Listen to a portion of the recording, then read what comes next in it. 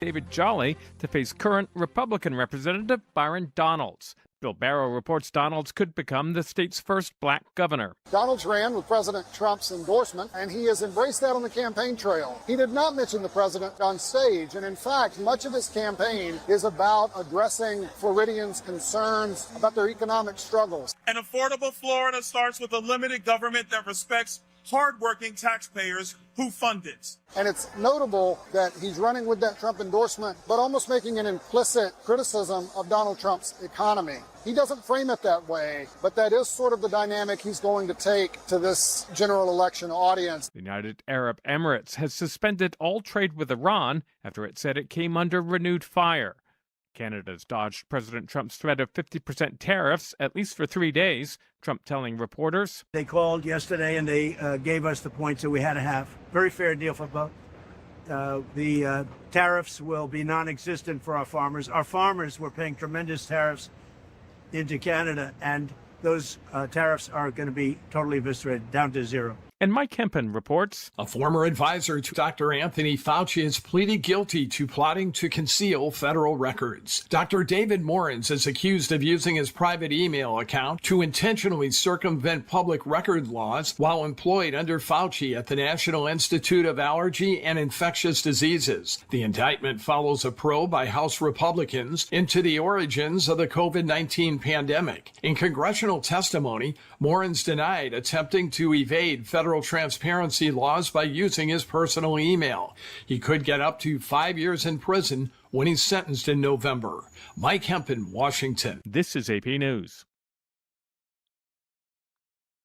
Alex Vega has today's AP Markets report. U.S. stocks closed higher on Wednesday after the Treasury Department made a move to ease pressure emanating from the bond market. Strong earnings reports from Target and other U.S. companies also helped give the stock market a boost. The S&P 500 rose 0.2% for its first gain in 4 days. The benchmark index set its all-time high just last week. The Dow added 119 points, or 0.2%, and the Nasdaq Composite gained 0.2%. Yields sank in the bond market after the Treasury Department said it would at least double the size of its purchases of long-term treasuries. Yields had been climbing on inflation worries and other concerns.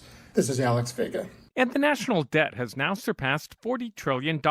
That's a record, of course. Defense costs, social programs, and interest on the deficit, the biggest contributors.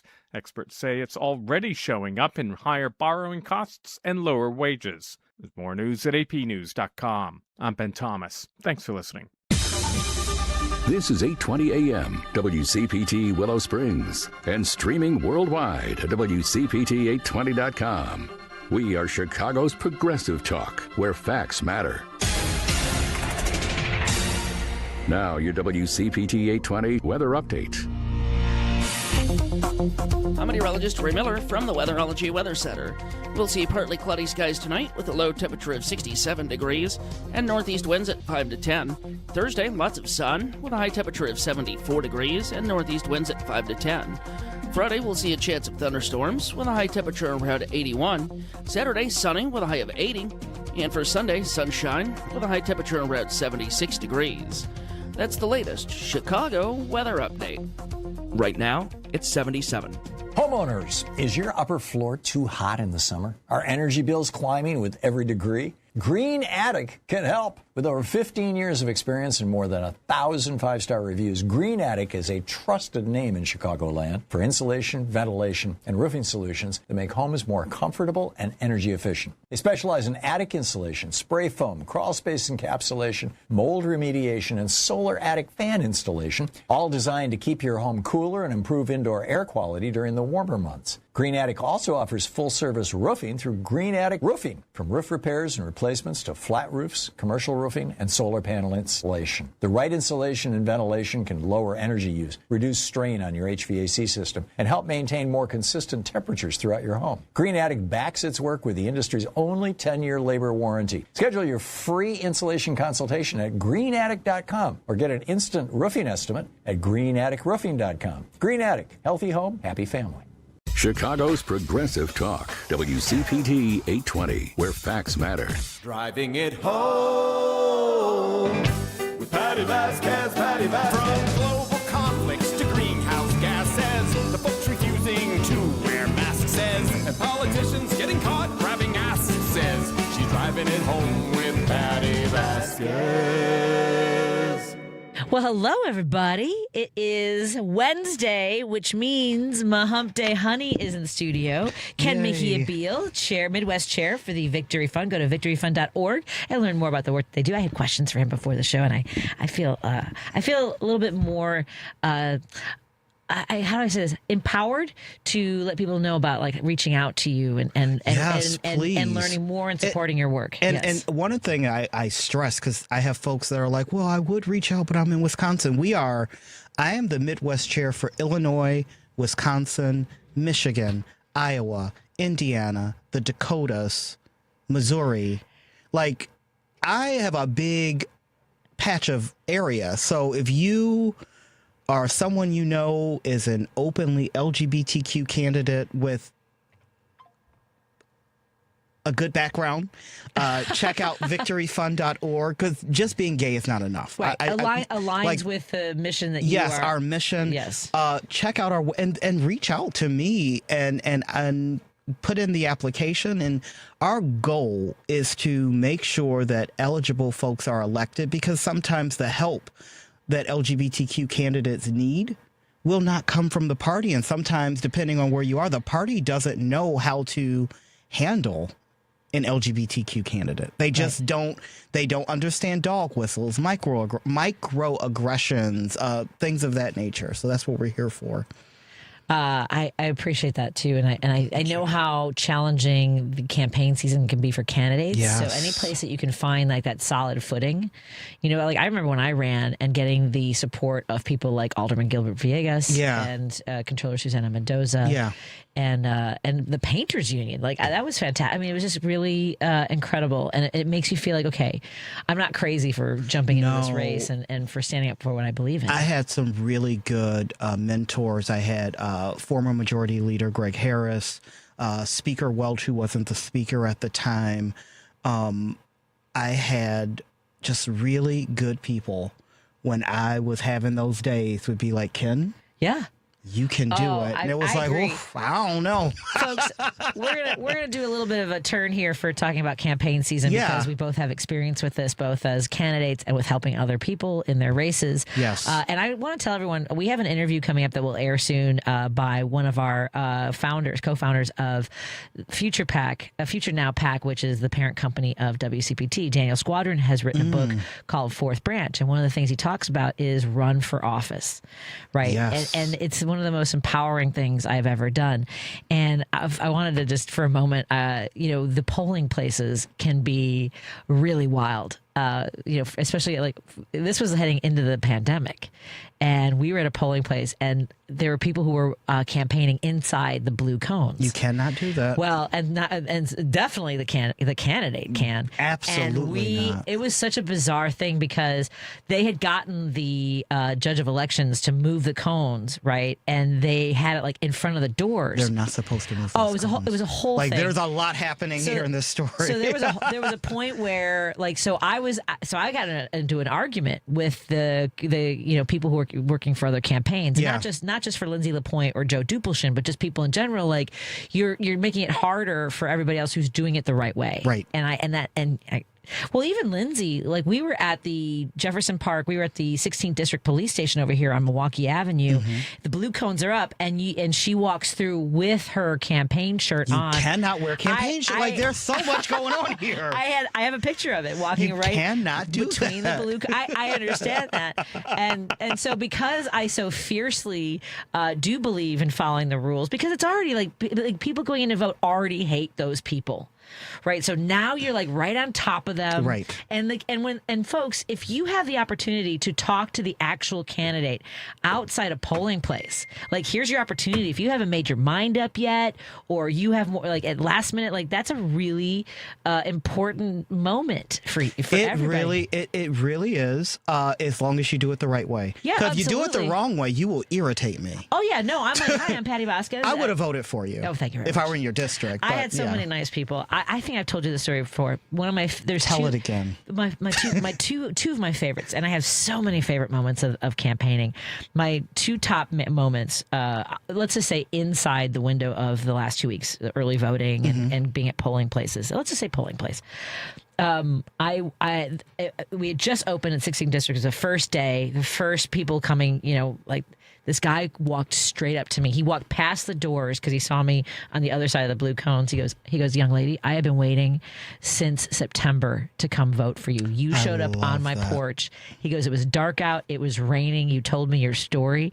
And he's like, I need it. And he was a retired detective for the Chicago Police Department. That means a lot. I was just like, here's the thing. I remembered him. Of course you do. It was fantastic. And then my last moment, when the last person, like they have the judge of elections like behind the last person in line, and like they can still vote. So right at 7:00, and the sun was going down. It was kind of like the sky. I mean, the sky was gorgeous. It was kind of like this pink and orange, and you could just like. I just remember looking at the sun going down, and my Prius, my husband pulls up in front of where I was at the corner of the sidewalk, and my son Declan was in the back seat, and it was almost like one movement. Like he pulled up, and it looked like the door just opened, and he came up and just wrapped his arms around me, and he was like, "I am so proud of you." He goes, he was like, I love that. Yeah, it was. It was like just beautiful. I love that. So I really loved running for office, and the story about Alderman Gilbert Villegas. So these guys are all like yelling about where the cones are and where they're supposed to be. Because it's serious, those cones. Oh, that is not a joke. And so one of them was from Gilbert Villegas's, like his. And folks. Gilbert is not a joke. Hey, Gilbert. He'll tell. Like I was on the phone, I call him like and I was like cussing on the phone. Get these guys off my neck out here. I'm like, and I was like yelling at him about these guys. I mean, like, and you can't yell at him. Yeah, I can because his guy. Oh, I know you can. You can yell at, and I can't. I think he was. I don't know. We've never talked about it, but I'm sure he was like.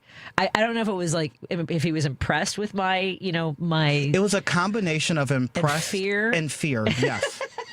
Yes, it was like, I'm impressed. Please don't shank me. These were serious things. Well, and it didn't help that, like, from that interaction with these campaign guys, like these I don't know what you call the people at the poll workers. But are they poll workers if they're if they're working for a campaign? Are they poll workers? No, those are poll watchers. No, but they were handing out material. They were campaigning for. Oh, then those are staffers. Yeah, campaign staffers. Yeah. Right. So. Because I was yelling at these guys to get on the outside of the cones, Lindsay LaPointe started spreading a rumor that I had beat up a homosexual. Like that was like the level. Stop. I'm not kidding you. I am not kidding. And ladies and gentlemen, that homosexual was me. That was. Sorry, everybody. That's why I now have to have him on my show. That's why I'm This is my penance for the rest of my life. Yeah, no, Lindsay was telling people that. That's not funny. I'm so sorry. It's hilarious. It's just like, because I'm yelling. That was well, what that is assault. I don't know why. To some people. It depends on the generation you're born. It was some wild I'm a times millennial. Yell at me all day long. I'm fine. I think I told you this too. Are you going to be? Millennials are tough. Yeah, we're tough. Gen Z like will emojis. cry. But I think our millennials are the ones that don't like certain emojis or that's not us. Correct punctuation. Well, listen, we might not like something, but we're not going to cry about it and take a mental health day. I don't like thumbs up. Why do you always do thumbs up? That just sounds so. Yeah, that's not us. Okay, you're getting us mixed up with those other. There is a little. I mean, maybe I've had some tussles with millennials and like. People feeling like people are being mean at work, kind of a thing, like tone, right? Yeah. Right? Tone, I think is more millennial, maybe less. Tone is definitely a millennial thing. I grew up in a house with a Marine who liked Crown Royal, so you have a different. I have a different approach. Your skin's built a little differently. I used to hold a flashlight over an engine during oil change. Was there a cigarette involved? Because my dad always had a cigarette dangling out of his mouth. There was a Cool 100 yes. and a shot of Crown involved. I was called everything but a child of God. So I'm good with tone. I've been traumatized into it. I'm good. Yeah. Do you know that there are HR departments that like essentially will create a file and like the things that I learned, because there were like 4 of us at my previous job. Like if you became a problem, the words they would use were condescending and dismissive. for those are like that's my personality. I'm incredibly condescending and dismissive. It is the filter through which I have to speak if someone is lazy, dumb, and not doing their job well. Because if I'm not being condescending and dismissive, I'm aggressive and abrasive. Yes. So pick one. Yeah. This is the best. I can't. Like I will start dropping 4-letter words. Yes. You don't want that. So let me be condescending and dismissive. And my emotional sort of release is just laughing in tense situations, which was also taken. Oh, yeah, that would. Yeah. Are you out of your mind? Yeah, I'm just saying. Like, laughter. Got it. Yeah, it is a problem, folks, for me because, and I have a bit about this, that my example is my husband, bringing me flowers, and I'm like, oh my God, these are beautiful, and my husband like leaving a sticky pan in the sink for a week, and I'm like, hey, what's going on with this pan? Not a week. Oh. Okay. To be fair, in stand-up comedy, there's much more exaggeration going on. I know a week for you means like 2 days. I do stand-up comedy. I get it. 2 days is still a lot. And I'm like, hey, what's good? This is the first time I'm not on Steve's side. Steve's listening. Oh, first time. Oh, Ken, first time. Ken, there was a thing that happened. Okay. Don't push your luck. I'll tell you the bit and the true. This is true story and bit. Okay. The true thing was I was really frustrated. I was like I could feel like my whole body was tense about like various things that were going on. And I came home and I had been on the road for a while, and there were 4 bags of clean laundry in our room. The boys' laundry, Steve's laundry, the linens. And what made me crazy in the bit that this is part bit, it was that we'd only owned 2 laundry bags when I went on the road, which means that rather than put everything away, he'd put everything right. So Steve's like, "What are you doing?" I'm like, "Steve, I've done this. I did this in a comedy special." Into a psychopath. Oh, Ken. So psychopath. So this is how the bit escalates, and this is kind of true. So the sticky pan. I'm like, "Hey, what's going on?" And he's like, "I didn't know what you wanted me to do with the sticky pan, right?" And scrub it, rinse it, and put it away. And put it away. And then. Steve, I'm so sorry, but this is actually part of my. So anyway, one time I came home off the road and there was black mold on our shower curtain, and I was like, "What's going on our shower curtain?" Like all like, "Hey, you!" And he said, "Well, I don't take a shower with my glasses on," and I was like, "Fair." So black mold on a white curtain. But this liner? is like, how bad is your vision, sir? Also, I don't know what question you're answering. Like, if a tree falls in the forest, will there be black mold on my shower curtain? I'm not sure about the. And then yes, right. So I come home. So the laundry all like has been washed. I was and part of me was like, I hope that's all dry, and I go, hey, what's going on with this laundry? And he said, I didn't know what you wanted me to do with it, and that I lost it. I had to shove him out of the room and lock the door behind him because I didn't want the boys to see me. And I took all the laundry and I was like, if we're going to live like this, let's just live like. And I started throwing the laundry everywhere. There's like laundry on our dresser, on our ceiling fan. Like I'm knee deep in laundry. So I am the opposite of you. I disengage. Which means, I do that too. I have a whole but range. When I say I disengage, I walk in and I'll say something to someone and then I just leave. Yeah. Well, I just leave because I know, and I'll get texts like, hey, Ken, where'd you go? Thumbs up emoji. I'm good. I am good. Thumbs up. We're good. So with this one, I just trash our room with all of the laundry. 4 bags of laundry. Good for you. And then I left. Good. Because you can't make a statement like that and then be like, oh, I probably should. That was a little bit much, right? No. You got to follow through. So I get in the car and because they say when you're in a blind rage, you should definitely get behind the wheel of a vehicle. That's definitely the next thing you should do. Yes, it is. It's not. So I'm at a red light.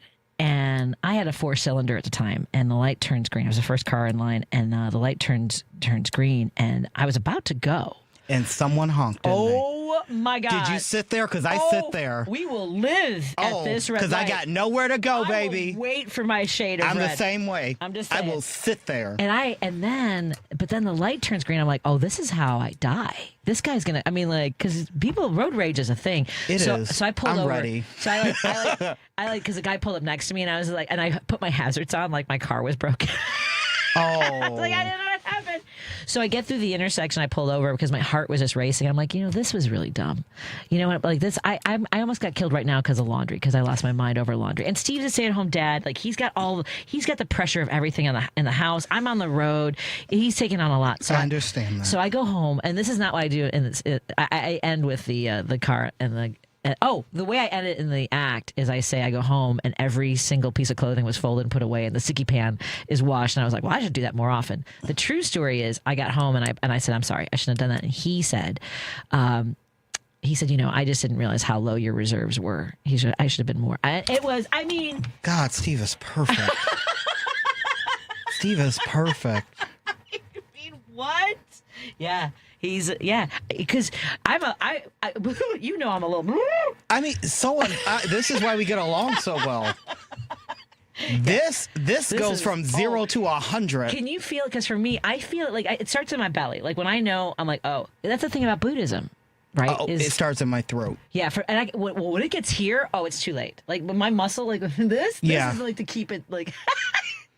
It already starts in my throat, so it's for me. It's just don't make me angry. Yeah, and that's really easy to do. So now, just be nice and kind and not lazy. So now I'm able to a little bit take a breath, but also like identify like what am I feeling, right? Like why? So if I know, but what am I feeling, and then the why, like like why? So if let's say I went back like 10 years to that day, I would be like, okay, what am I feeling? Like, am I mad about the laundry, or is it something else? Or honestly, I will tell you what you were mad about. Because I've been there. Yeah. It's never about the laundry. It's about the feeling of being taken for granted. Something along those lines. And sometimes, and being underappreciated or unappreciated is how I feel. Because I am a bit domestic. I do laundry. I do all that. So if I am gone and I need you to just do it. I know. Just do it. But that was also because we have such a unique situation with your situation's different. Yeah. Right. And totally because, different. I mean, really, I can't do what I do. At that time, following my dreams, traveling, going to Los Angeles, trying to sell a sitcom. Like that, none of that happens unless I have this incredible husband at home. Absolutely. Who carries the weight of the world. Yeah. And he's great. Doctor's visits and Declan's care. And then the boys were both younger. So anyway, Steve, I love you very much. And thank you.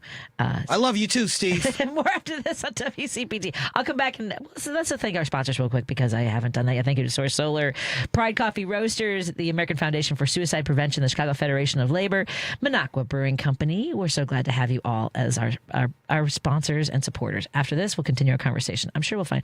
Are we missing somebody's interview right now? Am I supposed to be on the phone with anybody? At 5:30. Okay. Suicide touches too many lives. In the U.S., it's the 11th leading cause of death, and here in Illinois, it's the 3rd leading cause for people ages 15 to 34. But together, we can bring hope. Join us at the Out of the Darkness Chicagoland Walk, presented by Happiness Project, to honor those we've lost and to show anyone struggling they are not alone. This year's walk will take place on Saturday, October 3rd at Montrose Harbor. When you register or donate, you're helping the American Foundation for Suicide Prevention fund life-saving research, education, and support for families affected by suicide. Support a cause that truly saves lives. Walk with us on October 3rd at the Out of the Darkness Chicagoland Walk and show your commitment to mental health and suicide prevention. Register or donate today at chicagowalk.org. That's chicagowalk.org. Because facts matter. You are listening to WCPT 820. If you're listening to this station right now, you've definitely heard my voice before. Hi, I'm Hawk. And I'm Pete.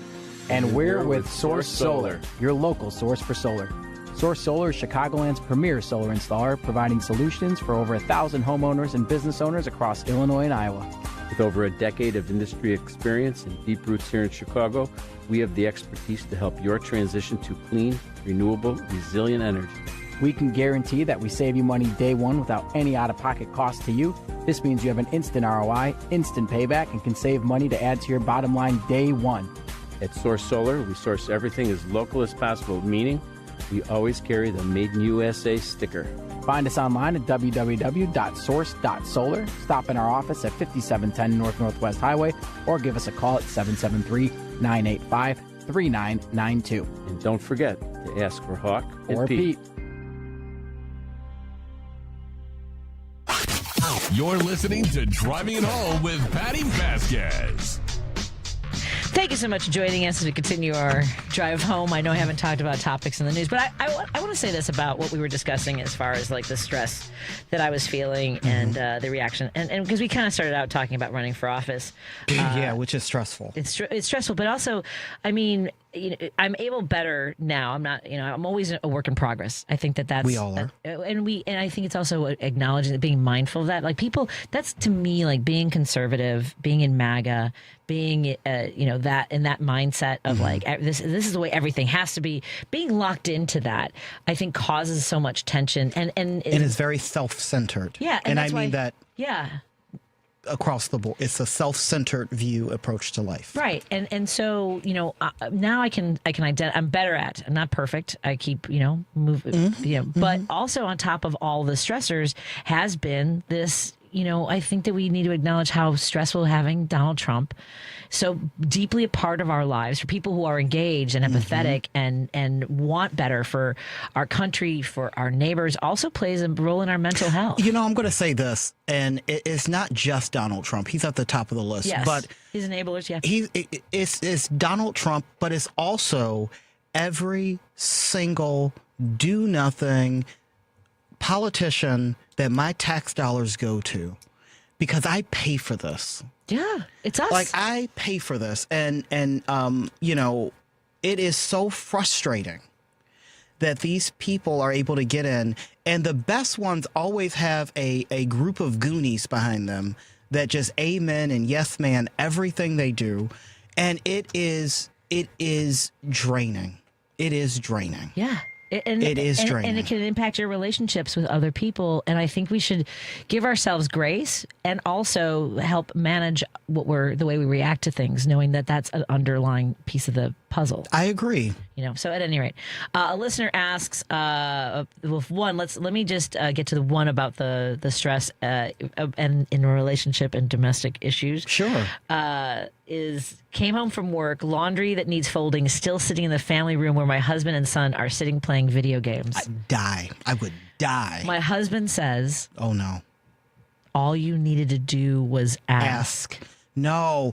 That is okay. I shouldn't have needed to ask. It was right in front of them. They were home. Those are fighting words. What? Those are fighting words. What? See what I'm saying? That's when I disengage and I just leave. But on the way out, I take the video game with me. Right. In that situation, I'm taking the game and I'm going to the bar. The same listener, I think I might have missed your birthday wishes on Monday. Thank you so much for that, Janie.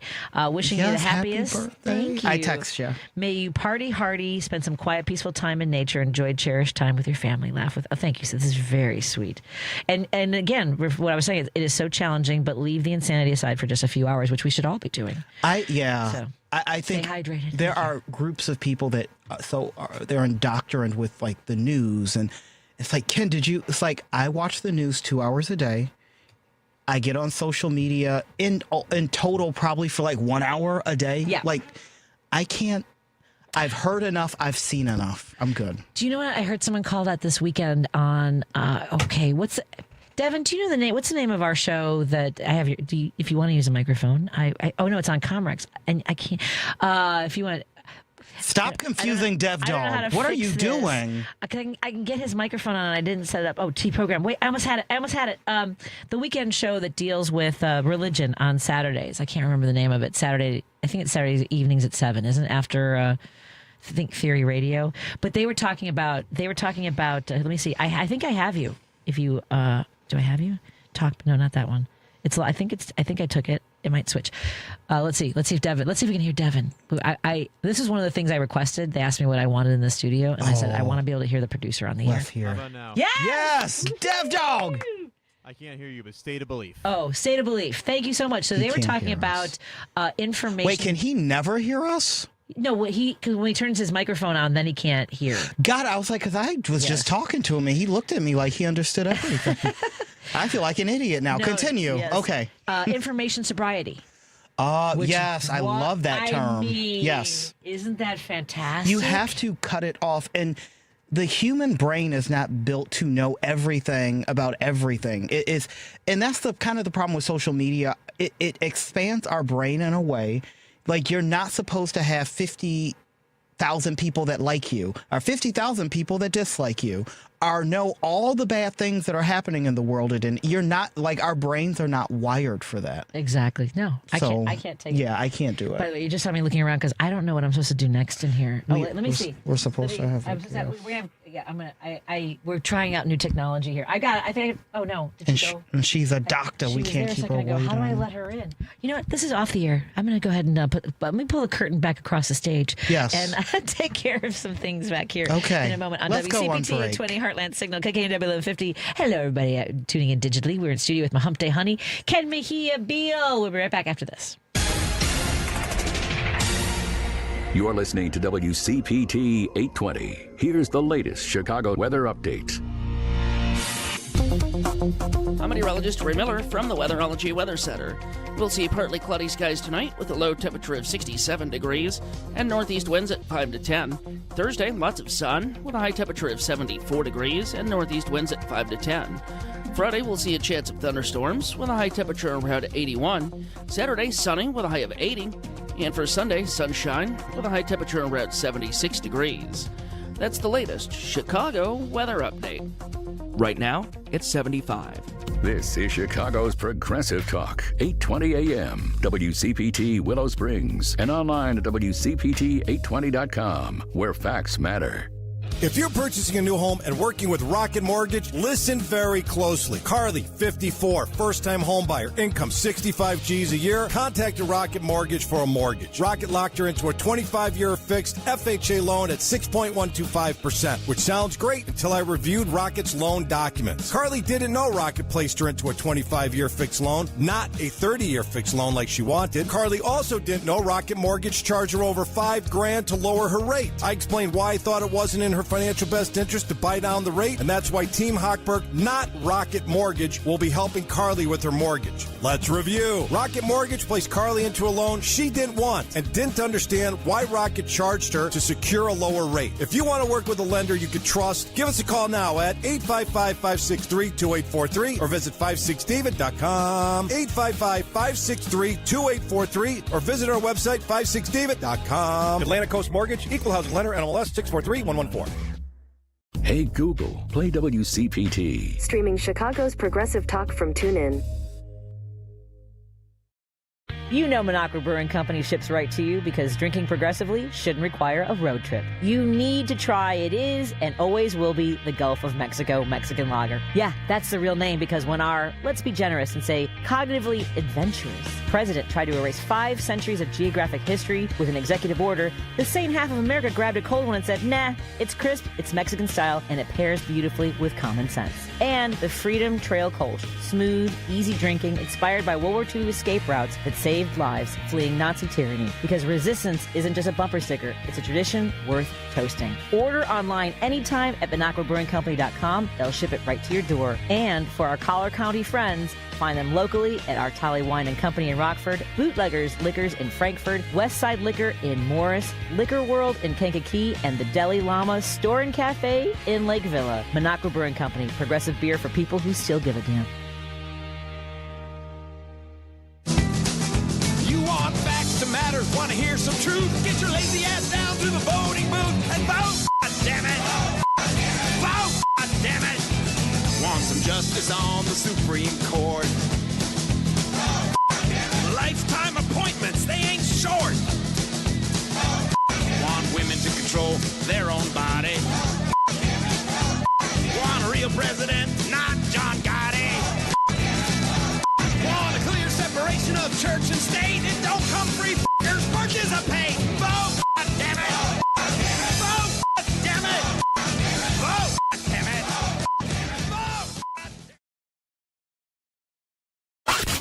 You're listening to Driving It Home with Patti Vasquez. Thank you so much for joining as we continue our drive home here on WCPT 820 Heartland Signal and KKNW 1150 in Seattle.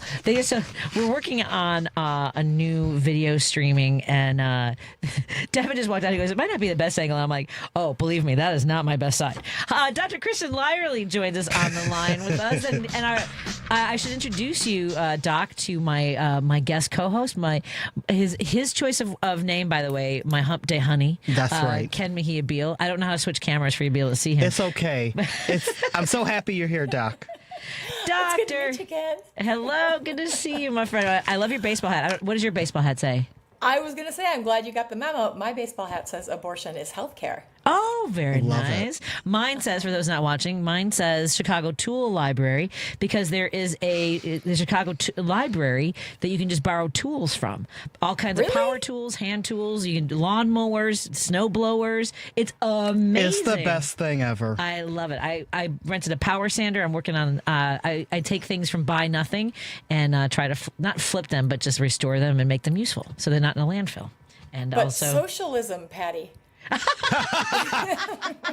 But socialism. Yeah. Well, that's the thing is, like, let's say you want to try out, work towards a trade, maybe as a younger, like at any age, and maybe you've been curious about using a power sander. I used a power sander. I'm saying it was very exciting. Good. I got my respirator and everything going, but yeah, I'm like, I could. They had like table saws and routers, and I was very excited. Very nice. Very excited. At any rate, how are you doing, Doc?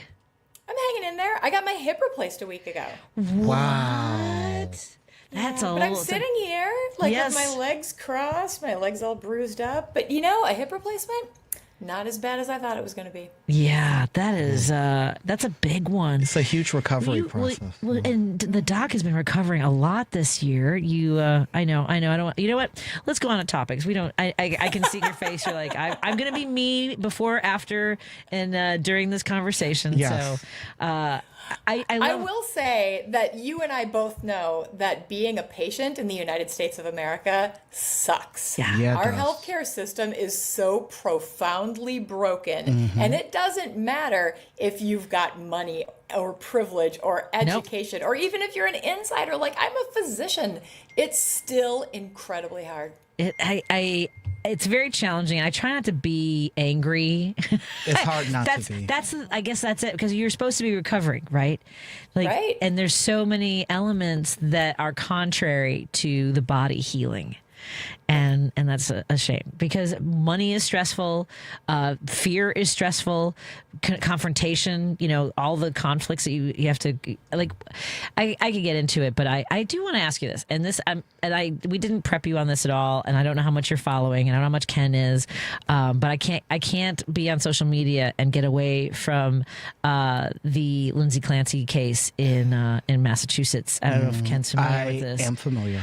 And it's interesting because depending on what your algorithm is like, and if you're seeing any of this case of this woman in Boston whose 3 children lost their lives, and she has admitted to taking their lives, and then there's a conversation around postpartum depression, psychosis, all these elements to it, and there's also a racial element to this, because there was a black woman who had been prosecuted for similar cases, other black women, and in Boston apparently there's a different standard for convicting someone who is, whether it's postpartum for mental health issues. There's a lot there, and as an OBGYN, I wonder what I really hate putting all this on you. It's such a huge case, but postpartum depression is something that we talk about only when something horrible like this happens. Yeah, and it is really, really common, and so many people can't get health care. They can't get the care that they need. Do you know that most people who die as a result of their pregnancy die in the postpartum period? It's not at the time of delivery because of bleeding or whatever. It's after the baby is out and they are recovering. They've got a full year to recover. And during that time is when we lose most moms. And we think 80% of those deaths are preventable. Wow. Because they're due to mental health issues and substance use disorders and cardiac issues, things that are treatable if you can get yourself to the doctor to get the treatment that you need. Yeah. And again, because we don't invest, we don't in this country. And when I say we don't believe in national health care, it's because that's the policy. Yeah. And so that we definitely believe. Yeah, but yeah. Exactly. I do have a couple of texts in regards to what we were talking about. There's one listener who, and I think that you might appreciate this question. Why isn't good health care coverage considered part of our national security like other countries?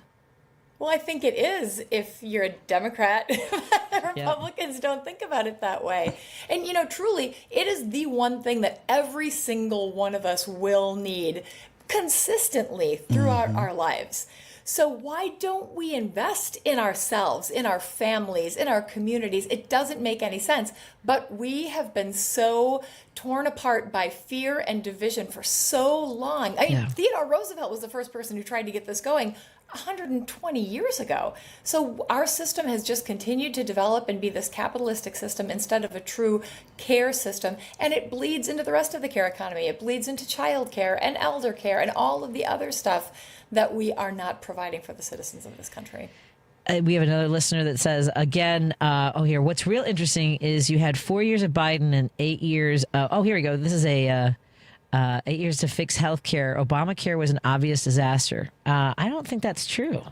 It was not an obvious disaster. No. This is one of our not fans of the show, but like to text in. Well, they can stick it because everything they're saying is not true. Obamacare, it wasn't the perfect thing, but it was better than nothing. Number one, right? This is like a Fox News talking point. Exactly. Like Obamacare was terrible. Like no, Obamacare was not perfect. Exactly. Ken. Yeah, it wasn't perfect. It was a compromise. Everything is a compromise. Yes. Nothing is going to be absolutely perfect. But it made sure people had coverage. Yes. It made sure people could go to the doctor and could afford their care. And did it get corrupted after that? Yeah, Republicans set in immediately to take it down and have been trying to take it down ever since then. Yep. It's been 10 years of Donald Trump saying, we're going to get rid of Obamacare, and the plan to replace it is coming in 2 weeks. Oh my God. I know. The audacity of people to even say anything. I mean, like they can. Obviously, they're right to do. You can say whatever you want. And then be absolutely fine with the 2 weeks. And he said it in the first campaign that they were going to replace it with something beautiful. Oh, it's always something beautiful. It's always something beautiful. It's always something beautiful. Like, okay, can we? It's a nightmare. Again, not something that we had planned to discuss, but that image of him. Have you seen where he's coming off the stage and there's something in his badunkadunk? You mean his diaper? Well, but you got to take the diaper out of the box first before you put it up. Oh, have fair. you seen? I just thought it was a diaper. Oh, this is bigger than usual. This is like the whole case of diapers, is what that looks like. Maybe he needs extra protection. I'm just saying. But again, no shame to people who need to wear diapers. I have an adult son who wears diapers. Like nope. But also these are the folks who are all about Biden and being sleepy and all this stuff, and this guy can't keep his crap together. The problem is not he is keeping it together. That's right. Not just the diaper; it's the diaper with the lifts, with the wig, oh my God. with the orange tan. The wig was wild. It's a lot. It's the make. It's a lot happening. Yeah, it is.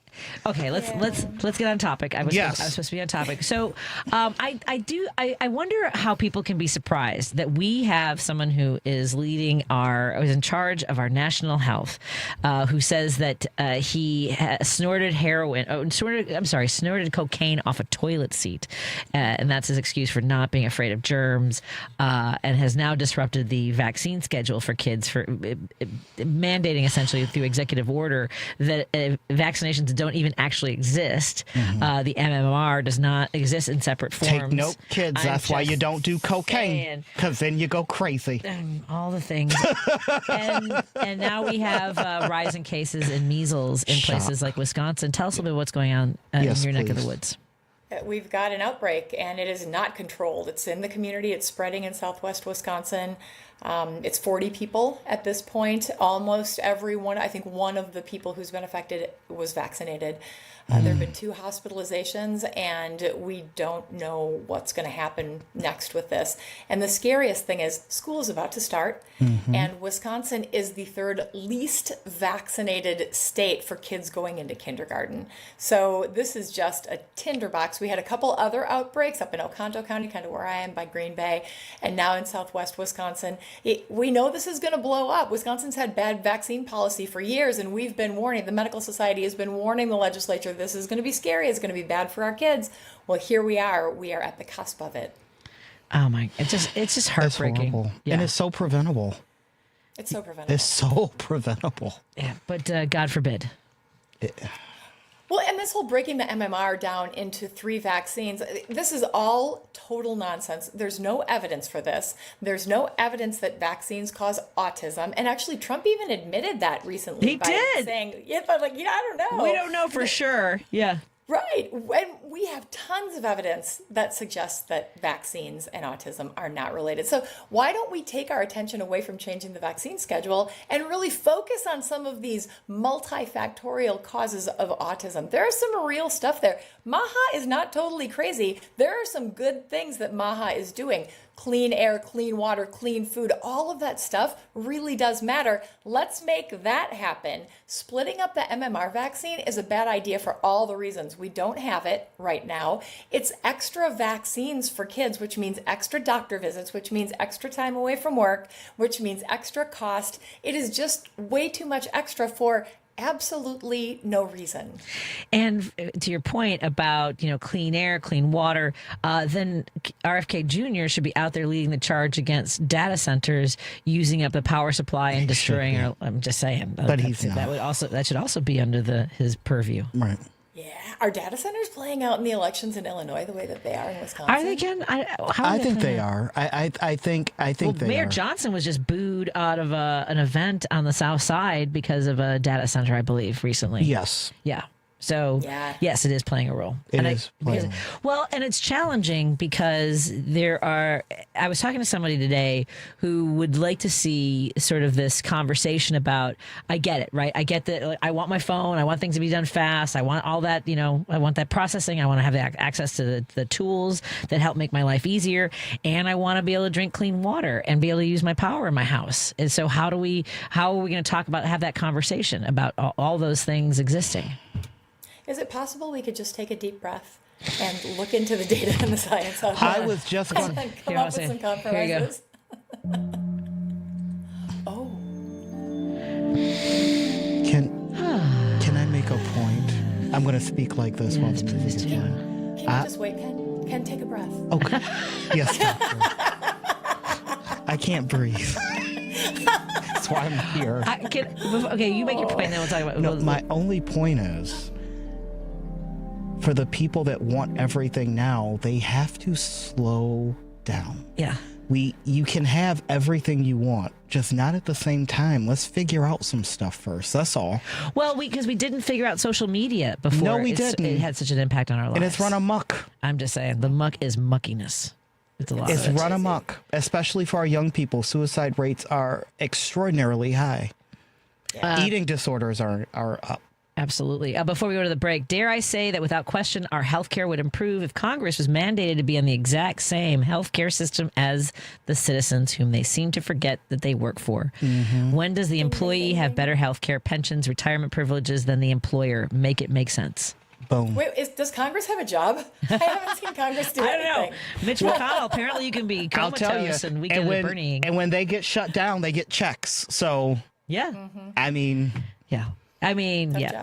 Let's take a break here. We're talking to Dr. Kristen Lyerly, OBGYN and 2024 candidate for Wisconsin's 8th Congressional District, host of the Dr. Kristen Lyerly Show. We've also seen, I believe, with Dan Schaefer, our friend, on the recombobulation area as well. And do you have your own Substack for your podcast, or where do you direct folks for your show?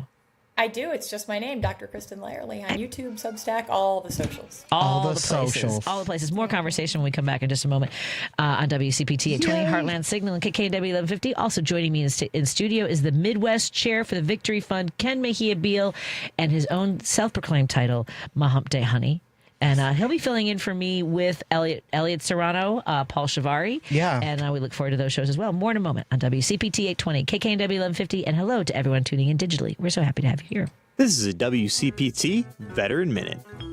During the Civil War, 11% of the Confederate Army was made up of enslaved men forced to join. One of these men was Robert Smalls. Smalls was a deckhand on the Confederate supply ship known as the Planter. During his time, Smalls learned as much as he could about navigating the ship so he and others could escape. And on May 13th of 1862, while officers were sleeping, Smalls, along with 16 others, took the Planter out of the Charleston harbor, navigating through all 5 checkpoints while heading to open waters looking for the Union blockade. Smalls raised a white flag of surrender, letting Union soldiers board the ship, giving them guns, ammo, and documents about planned Confederate attacks. Being a wealth of information, Smalls was given the role of the Union Navy captain. Stories like Smalls are one of the many factors convincing President Lincoln to allow free African Americans to serve in the Union Army. This has been a WCPT Veteran Minute.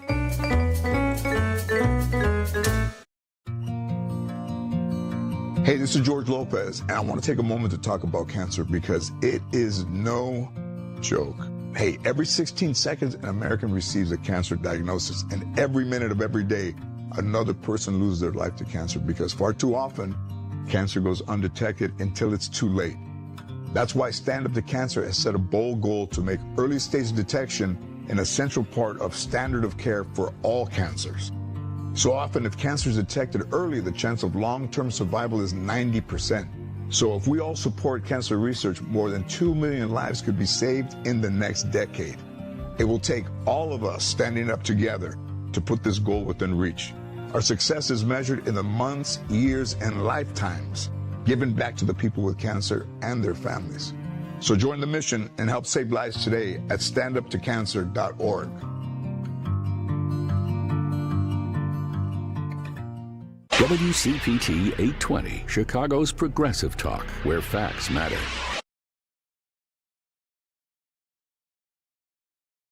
Yes.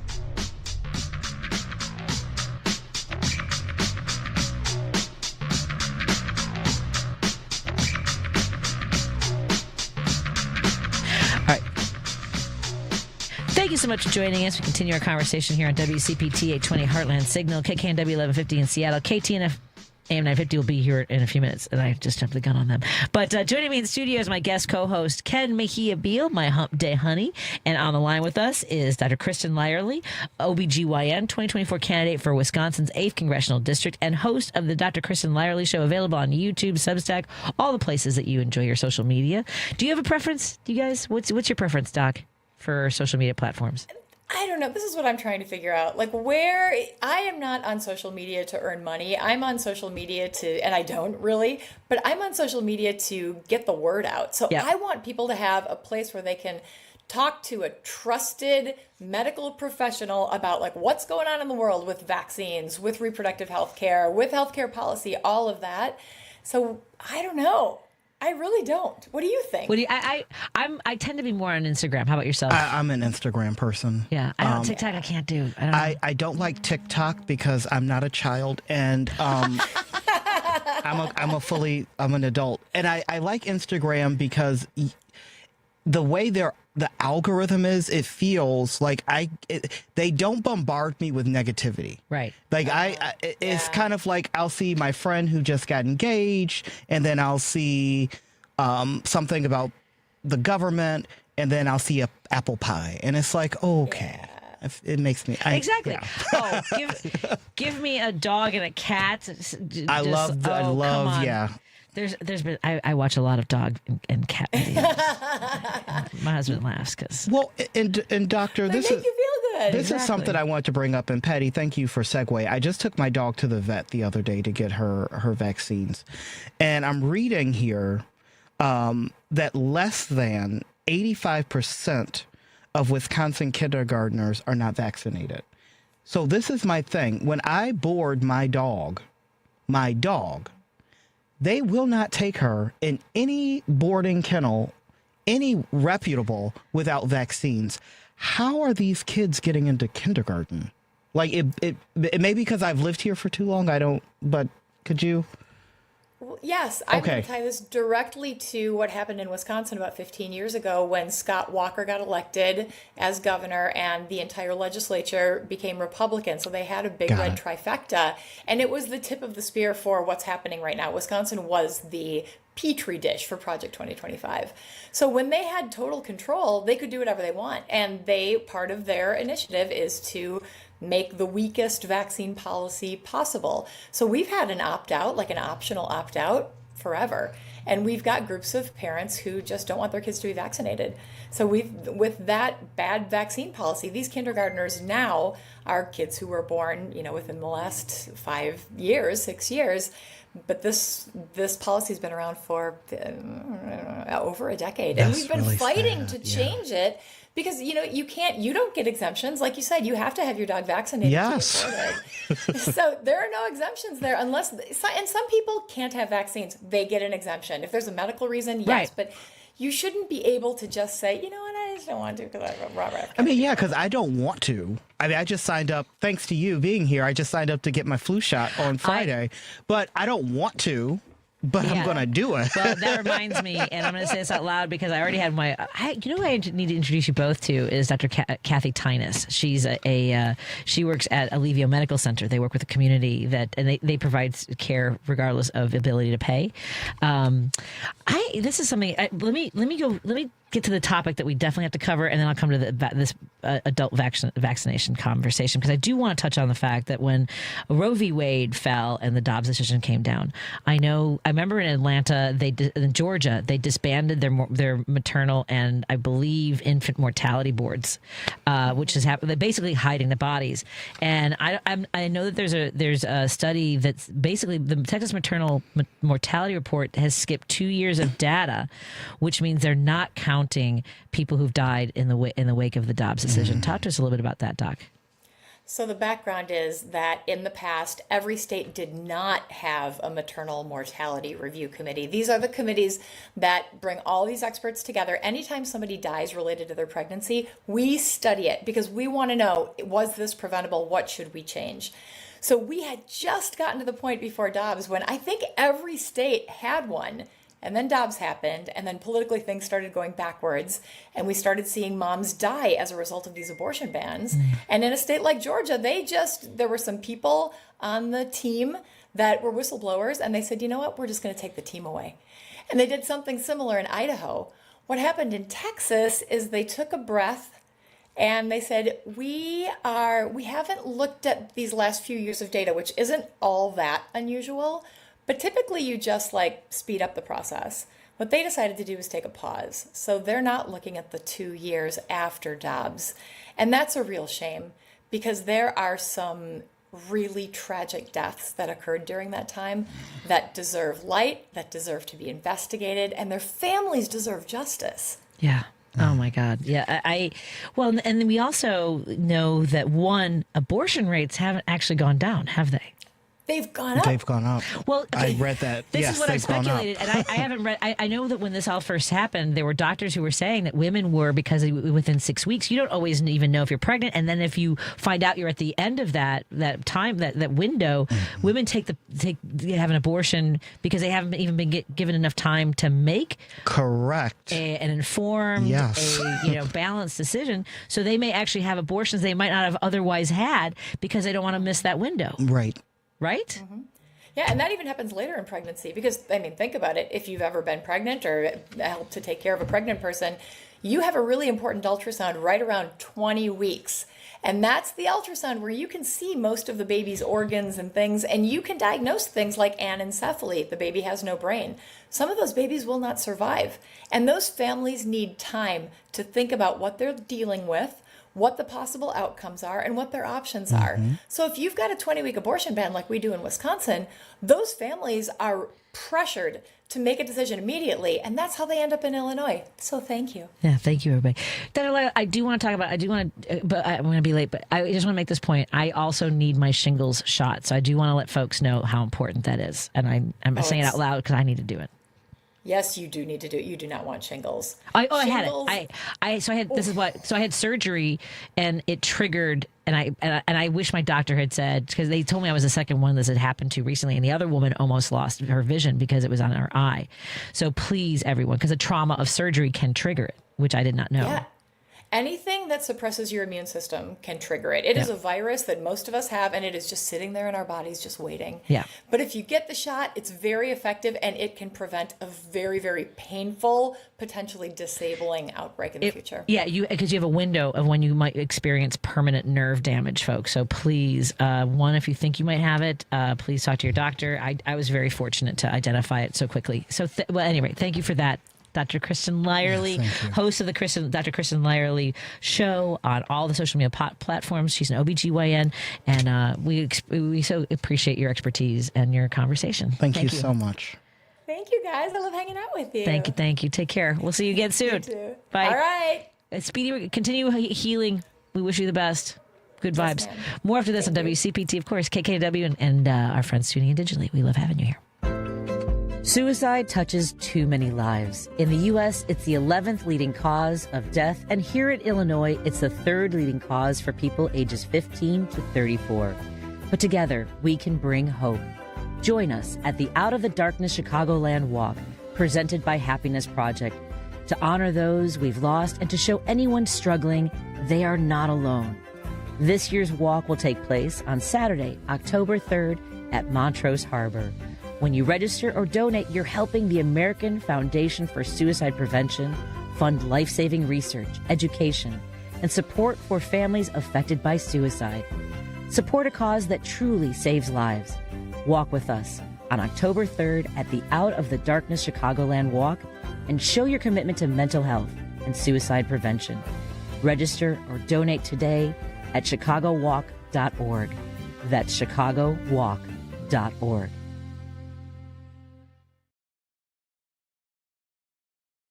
Progressive Insurance. Progressive can protect your home, auto, boat, motorcycle, ATV, RV, and more. In short, a lot of things. Bundle today at progressive.com. AP News, I'm Ben Thomas. In the Middle East, the United Arab Emirates suspended all trade with Iran after it said it came under renewed fire. Meanwhile, Julie Walker reports. President Trump says he may reopen negotiations with Iran at some point. Right now, I think the situation is so good, but maybe at some point. Look, it's very simple. They have to get rid of no nuclear weapons. As for one of the other sticking points to a peace deal, the Strait of Hormuz.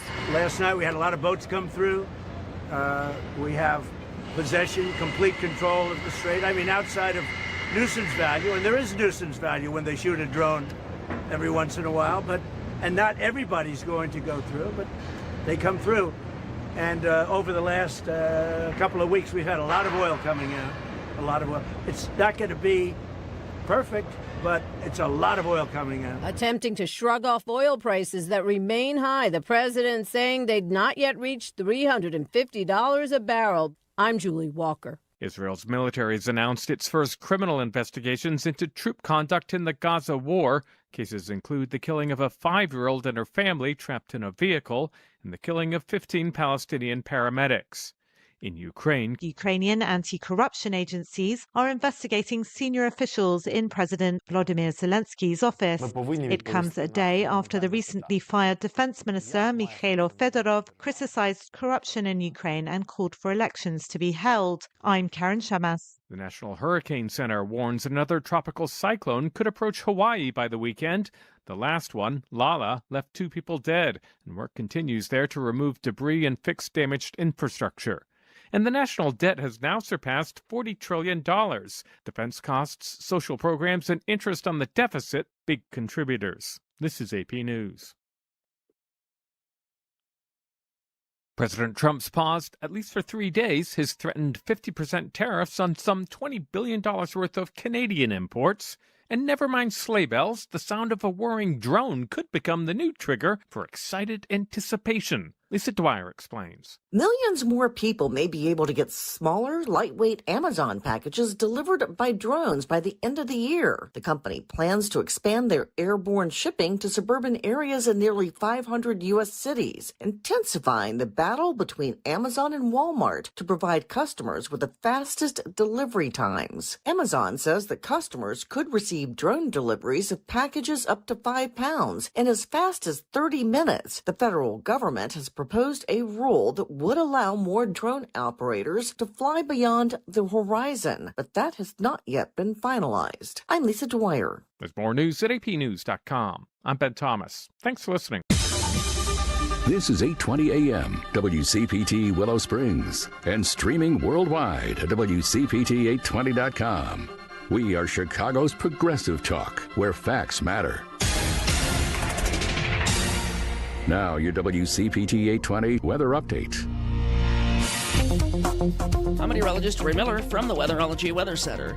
We'll see partly cloudy skies tonight with a low temperature of 67 degrees and northeast winds at 5 to 10. Thursday, lots of sun with a high temperature of 74 degrees and northeast winds at 5 to 10. Friday, we'll see a chance of thunderstorms with a high temperature around 81. Saturday, sunny with a high of 80. And for Sunday, sunshine with a high temperature around 76 degrees. That's the latest Chicago weather update. Right now, it's 76. We're with Bridget, whose husband won't be home for months, and whose daughter is due any day. We're with Mike, who's leaving home to protect his family and yours. We're with all service members and their families who need community, connection, and maybe a bit of magic. Are you with them? Learn more at USO.org today. We're with Liam after his 4th military move, when being new is starting to get old. We're with Tara during the holidays, when she misses home the most. We're with all service members and their families who need connection, comfort, and a home away from home. Are you with them? Learn more at USO.org today. This is WCPT 820, where facts matter.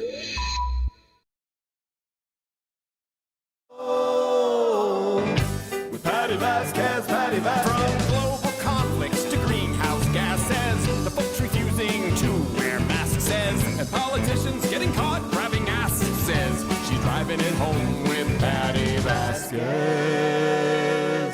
Thank you so much for joining us as we continue our drive home here on WCPT 820 Heartland Signal, KKNW 1150 in Seattle, KTNF AM950 Minneapolis, St. Paul, and of course all of our friends tuning in digitally on Facebook, YouTube, and now Minocqua Brewing Company Substack. Joining me in studio, if you are watching on the live stream, you'll see the lovely face of my good friend and our guest co-host today, every Wednesday, my Hump Day Honey. Yes. Ken Mejia Beal, the chair for the Midwest chair for Victory Fund. Yes. And go to victoryfund.org. Are you traveling anytime soon to the locations where people are running? Yeah, so October, November, Wisconsin, Michigan, Iowa. Really excited. We have some really good candidates that I'm coordinating with and doing some door knocking here in Illinois too. Excellent. Because we have some great endorsed candidates here as well. So lots of fun. I mean, Demi and I are going to do something together very soon. I think we're going to do some, because she's one of our endorsed candidates, Demi Pelichek, who is a doll. We're probably going to do some bartending together. I think that'd be fun. So, yeah, I love just helping candidates win. That makes me happy. I have to agree. I mean, I really enjoy Wait, let me look direct. I love helping good candidates win. Agreed. Yeah. Hashtag. I agree with good for the soul.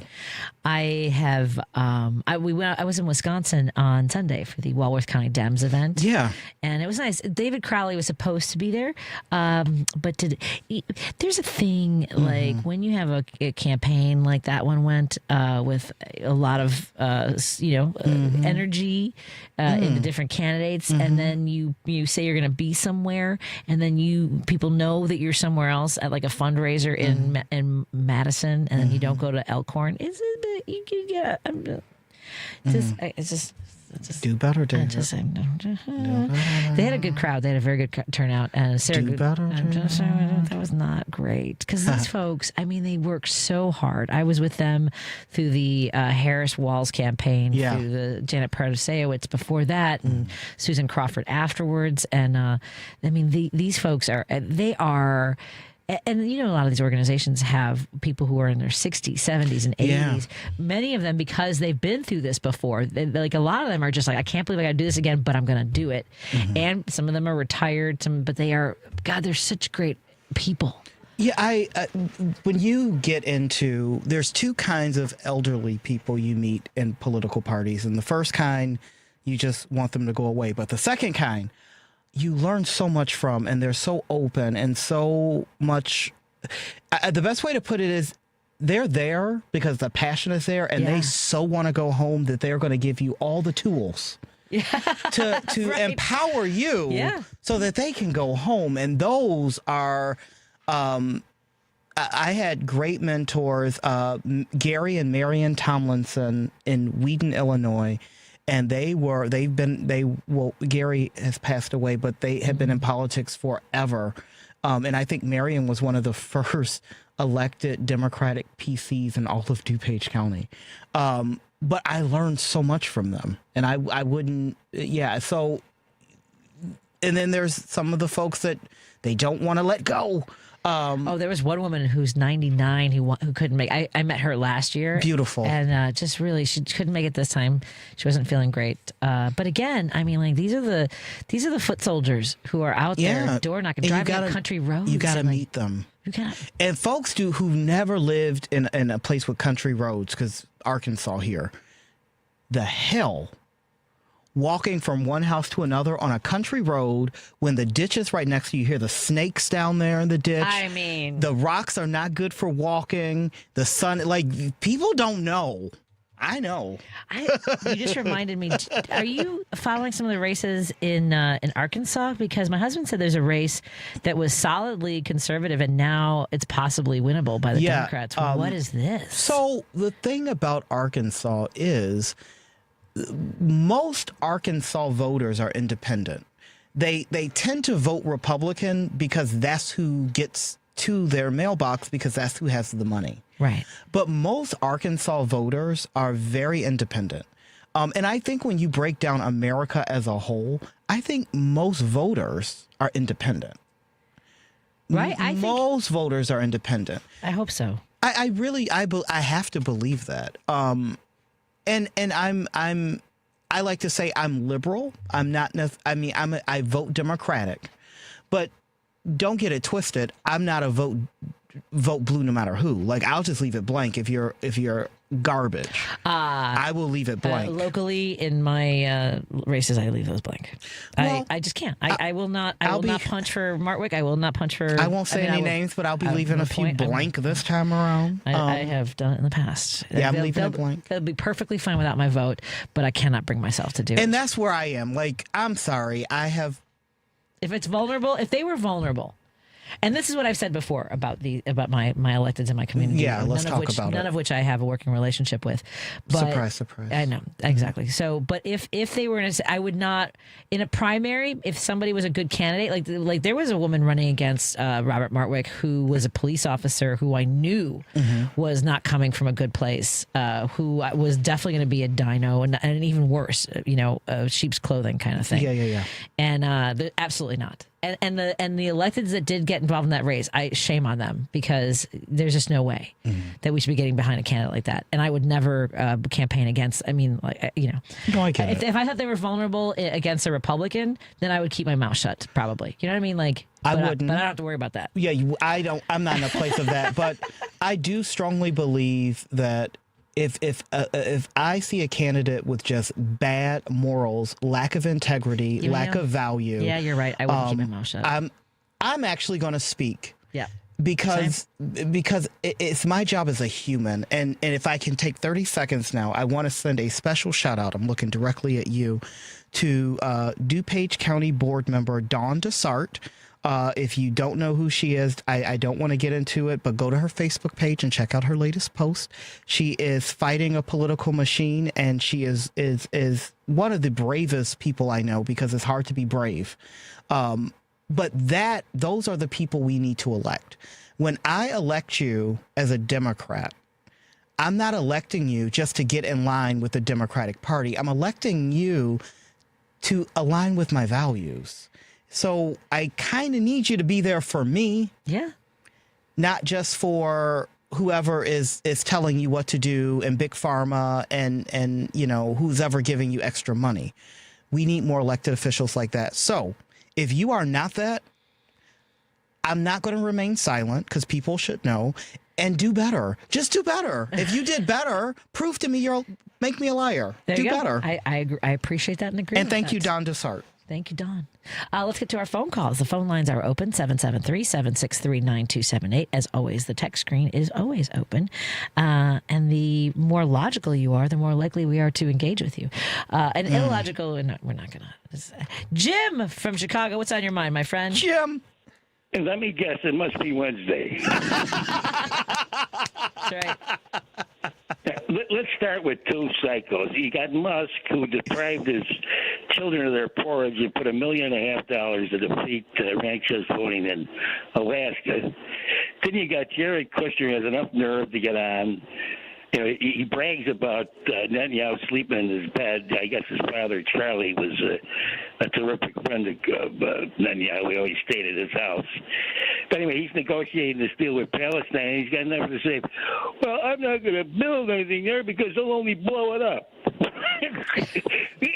You're no kidding. No kidding. I'd be the first one to light the match. I mean, imagine the nerve of this guy. The 70,000 people murdered in Palestine, and this guy's talking about building some other building. Look at Albania. They went nuts. They went nuts there. They're like, no, we don't want Kushner's dump here. I mean, this guy is Mr. 666 in spades. He's one of the strangest people I ever saw. Remember his building 666 he tried to sell? He couldn't dump it? Well, no wonder he couldn't dump it. In Chicago, they had a 666 building. They had to change the address to 680 because it was too toxic.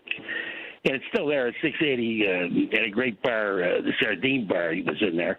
Anyway, the point is, two maniacs running around the place with funds that you could never dump in 10 million lifetimes, and they're calling the shots. I mean, Musk was the co-president for a good 3 months there, and think what he's done. He's taken away USAID. That's going to cost the life of God knows how many people. How many people are going to die with malaria, et cetera, et cetera? I mean, what are we doing here? And then he's got the nerve to stop the ranked choice voting, which you talked about, Patty. Remember, Ireland, when they finally wrested their country back from the English after 800 long years of a scrap, they instituted ranked choice voting immediately. And they are ranked 7th in the world for a democratic country. We're about 45 or something. We're really out of it. Oh, I know. Yep. I mean, I'm serious. And I mean, this is so, to see this, and Kushner talking about Palestine, what is he, he has no diplomatic chops with anybody. He did go to Saudi Arabia when they chopped up Khashoggi in little pieces, the premier there, and had a powwow with him, and they played Xbox, and I guess that's where he sucked the $2 billion out of the character. Yeah. You know, claiming that he can make him a fortune, you know, because he had influence because we know that he's Maniac's son-in-law. But, I mean, the only way we can fix this is we got to have a tidal wave of democracy coming. I love that girl down in Florida that won. I mean, this nonsense about who's a socialist and who's a Democrat. Penny, Eugene Debs ran on the socialist ticket. And he got a lot of votes. And we've had socialist mayors. We've had, all through the years. Well, the problem is comprehension. And people don't understand. No, they think socialism is communism. Yeah, exactly. Hey, Jim, I've got to run to the break right now. I apologize. Thanks so much. Talk to you soon, Jim. Talk to you later, Jim. Let's take a break here and continue our conversation on WCPT 820 Heartland Signal, KKNW 1150, KTNF AM950. Thank you to our sponsors, Pride Coffee Roasters. Go to pridecoffeeroasters.com and put in an order for the best single origin roasted to order coffee beans you have ever had. When you visit their website, you can see which farmers markets they'll be at this weekend, including the Jefferson Park Sunday Market. I'll be there volunteering from 9:30 to 1:30, and I know they'll also be in Skokie, but check out the dates and times of the other markets they'll be at. We also want to thank our friends at Source Solar. Go to source.solar, make an appointment with Peter Sorrells. Maybe it's time to get solar panels on your house or business, and he will walk you through the entire process. He's partnered with Illinois Solar for All to help you understand the financing and get that locked in. That's source.solar. When you save green, you go green. No, wait, when you go green, you save green. It all works together. Thank you to our friends at Minocqua Brewing Company. Go to minocquabrewingcompany.com and subscribe to the Substack and maybe make some purchases from their marketplace or put in an order for a 4-pack, a couple, 2, 3, 4-packs of Fascist Tears. 3 4-packs. A couple, 3, 4. I got some 8647 THC cocktails if you want to take one with you. I also have the joint session. Just saying. Sure. I'm just saying. Send you home with a sample, and everybody can order theirs, again, from MinocquaBrewingCompany.com. And check out some of the articles that we have posted that recently. Ben Cominos has been writing, as well as the drummer from Korn, Michael Jokum. Do you like that band? Michael Jokum. Yes. I edit and publish his pieces on Minocqua Brewing Company. Yeah, I can send you the essay if you'd like. It's in my email. I'm just saying. Check me. All right, then. That's, again, his piece will appear tomorrow, but I have the one right now because I'm editing that right now. Freak on a Leash is one of my favorite songs. All right, then. Okay. And there, as you know, I don't know music, so very cool. Maybe someday we'll meet him. He's going to be doing Substack Live videos. He's doing office hours on Saturday mornings at 9 a.m. Just so you know. Let's take a break here. Oh, we also want to thank our friends at the American Foundation for Suicide Prevention. We'll be joining them for their Walk Out of Darkness on October 3rd. Thank you so much for collaborating with us, and we're proud to join you. More after the and the Chicago Federation of Labor. Don't forget Eddie Fest, September 5th, right after the Labor Day Parade. More after this. Oh, where's this? There we go. I am often asked, why is it important to have a living trust? The most important reason is control. Being able to control where your investment accounts, retirement accounts, and your home go upon your passing. This is Tony Moret. I've been an estate planning lawyer here in the Chicago area for over 35 years. You have probably heard my ads here on WCPT over the last several years, and it has been a privilege to be on their airwaves. The reality is, for most people, their assets will go through a court-supervised process in probate court, which can be expensive and takes many months. Having a living trust will make sure this does not happen. Control of your assets will be handled directly by your trusted family member or friend. I will explain every step of the process to make sure you are comfortable with the plan as we move forward. Please call me at 847-996-0496 to start. There is no fee for the initial consultation and no obligation. Again, my phone is 847-996-0496. I look forward to speaking with you. WCPT Replay. I am joined by Illinois Congressman Jonathan Jackson. I don't understand why people believe the PR around Trump and don't see the reality. Do you have any insight into that? You know, he does the otherism. He makes everyone feel as if they've got someone else to hate. And before you know it, we've seen this play out in some parts of German history. They come from one group, then another group, then another group. And then pretty soon there was no one to stand for one another. So you have to, when you see this canary in the mine and see the toxicity in the air, when you judge their words, and all we have to do is go by their words. But in that manifesto, or Project 2025, he lays this out, and he's just fueling hate. Keep listening to WCPT 820, because facts matter. You're listening to WCPT 820, because facts matter. If you're listening to this station right now, you've definitely heard my voice before. Hi, I'm Hawk. And I'm Pete. And we're with Source Solar, your local source for solar. Source Solar is Chicagoland's premier solar installer, providing solutions for over 1,000 homeowners and business owners across Illinois and Iowa. With over a decade of industry experience and deep roots here in Chicago, we have the expertise to help your transition to clean, renewable, resilient energy. We can guarantee that we save you money day one without any out-of-pocket cost to you. This means you have an instant ROI, instant payback, and can save money to add to your bottom line day one. At Source Solar, we source everything as local as possible, meaning we always carry the Made in USA sticker. Find us online at www.source.solar. Stop in our office at 5710 North Northwest Highway or give us a call at 773-985-3992. And don't forget to ask for Hawk or Pete. You're listening to Driving It Home with Patti Vasquez. Thank you so much for joining us. We continue our drive home here on WCPT 820 Heartland Signal, KKNW 1150 in Seattle, KTNF AM950 Minneapolis, St. Paul, and of course all of our friends tuning in digitally on Facebook, YouTube, and Minocqua Brewing Company Substack. All of our shows are available as podcasts on heartlandsignal.com. Joining me in studio is my hump day honey, Ken Mejia-Beal. I don't know if our guest has heard that is your chosen name on the show. I've never heard that before. Oh my God. I didn't know how to break it to you in a text message. That is the voice of Dylan Blah, who joins us. Dylan Blah is the state director for Let's Address Illinois, where he posts on Substacks 6 days a week. Yeah, and he's also an organizer and former congressional candidate for the Illinois 13th District. Dylan has a lovely pooch that we just got to meet a moment ago. What's your dog's name, by the way? So that was Itzy. I have 3 rescue dogs. Captain, who was named after Captain America. That I didn't name any of them. So Sandy is a lab mix, and then Itzy's a poodle mix, and Captain's a border collie mix. So they're all mixed. I love that. I want dogs so badly. I want to just come visit because I'll bring Dottie Mae. We'll have a play date. And on when. So Ken is filling in for me next Wednesday, Thursday, and Friday, along with Elliot Serrano, who works at Orphans of the Storm, where I adopted my dog when I was 10 years old, my first dog, Pepper, and I got to go visit the shelter, and they're rebuilding. They've been there for 100 years, and they're finally going to get a new structure. Beautiful. But folks, you've got to get out to places like Orphans of the Storm, the Anti-Cruelty Society, and open your hearts and homes to some beautiful furry. Expand your family, everybody. You can start out as foster parents.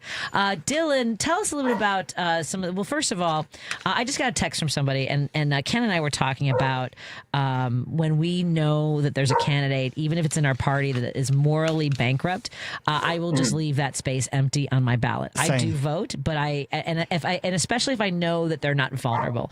There are several candidates in my district several electeds in my district who weaponize the trauma of rape survivors and homicide survivors in order to hold on to their seats. And that's just the baseline of who they are as humans, and I can't vote for that. Yep. Yeah. Yeah, I mean, it's horrible to see. And there's, I don't know, I still say that at the end of the day, a right-wing Democrat is still better on like 20% of the issues than a Republican. Yes. And so obviously, like, you should vote for a Democrat, never vote for a Republican. But it's tough because, I mean, there's a lot of Democrats over the years. I mean, for all the good that Pritzker's done, I do also... there's a lot of stuff that I question even with him too. So well, you should question everything with everybody. Yes. That is true. Yeah. Well, demand better. I mean, one of the things one of the reasons I ran for state rep was because this state is one of the worst in the country when it comes to services for people with disabilities. And I was so grateful that Ken introduced us on the air, and I already had worked previously when he was a state rep, but candidate for lieutenant governor, Christian Mitchell, who, I mean, like there's so many issues that not everybody who's in office actually knows what some of the concerns you have are. That's why we have to keep showing up at our state electeds' offices, don't you think? Yeah, I think that, so in the military, I found out when I was in Germany that we didn't really have functional war plans. We just had war plans that were essentially a wish list of what they hoped we would have one day. Like, it included a bunch of equipment that didn't actually exist, and it was just their way of telling Congress what they wanted. And so, like, when I was there, we had to make the first realistic war plans for Europe that they had in a very long time. And I think that's just kind of how you have to look at the world. Like, most people are just looking, a lot of people in every job are just looking to have a paycheck. It's the same way in politics, right? And so, I mean, there's a lot of staffers that they think, oh, this is the way it's always been done. This is the way it always will be done. But that's not going to happen if we actually hold them accountable. But that means that we have to be present. Yeah, I agree completely. I agree 100%. I just moved the screen so that Ken, I know you can't see Ken on our StreamYard right now, but I have to tell you, I know Ken wanted to see the wonderful tats that you have, by the way. Yeah. But I am so distracted by the U of ILL. Thank you very much. I think we probably talked about this before. I graduated in 93 with a degree in history. I loved Champaign-Urbana. Tell us a bit about, what did you start out wanting? Were you in the military when you went to college, before or during? Or So I actually dropped out of college from Illinois State, and I didn't know what to do. I was about to start junior college, and then I saw the Illinois Army National Guard offered free in-state tuition, and so I jumped on it. And that's how I was able to go to college at U of I, and I did ROTC. I was actually a scientist in a former life. Oh, wow. I have a master's in biochemistry. I was in a graduate program for a while, but I came back from Afghanistan and had a ton of PTSD, and ended up deploying to Germany for 3 years to help Ukraine. And so I got back in late 2024, and I was really just struggling with what do I do, especially after Trump won. And so eventually that was run for Congress, right? I just think that no matter what, like, people need to understand that even if you don't win, you're still moving the needle. Correct. So many progressives have lost across the country. We saw it in Florida again. I mean, that was Angie, I can't remember her last name, Nixon. Won that amazing victory in Florida, but a ton of down ballot races the progressives lost to corporate Dems. So we just got to keep pushing. I agree completely. We were talking we can't push if we don't run. Yeah, well, that's the thing too. And that's the thing. Yeah, absolutely. Well, and that's we were talking a little bit about that, in regards to encouraging folks to run for office. If they've thought about it, start out by volunteering at your local offices, your Democratic Party offices. I know that the folks in DuPage, folks in Cook County, I go up to Wisconsin. If you want to get some experience on what it's like in a campaign office, volunteer. Well, I will say, sorry. Oh, sorry. No, I was just going to say, I'm going to take that a step further and say, if you find a candidate that you resonate with, volunteer for them directly. Because I think sometimes when you volunteer, especially young people, they go into these conglomerate, it's all BS. And they end up having to push, starting out, pushing their own morals aside because the party is representing something that they don't. And I hate that young people get involved in politics at such a sleazy level. So I always recommend, especially for young people, don't go to the party. Go to the candidate that resonates with you and find out what makes that go. That's a better usage of your time. That's all I'm going to say. Dylan, back to you. and I do think at the end of the day, like, there are organizations in your area, whether it's Indivisible, whether it's DSA, yes, whether it's even a group like PSL. If it's something that you want to get experience door knocking and trying to get a referendum on the ballot or something like that, like, these groups try to do that. And you don't have to agree with everything that they stand for, but it's good to know how the process works. Like, when I ran for Congress, I had no clue what I was doing.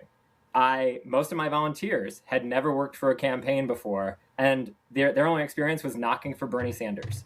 And so you gotta get that muscle memory. And I mean, something that I really stunk at was calling and begging people for money, but that is another part of being a grassroots candidate. So, like, the people who are good at that, that's foreign to me. I'm really good at it. Like, I've had my friends that are running for office like, Ken, can you call people for me? And I'm like, yep, I got it. Oh man, next time.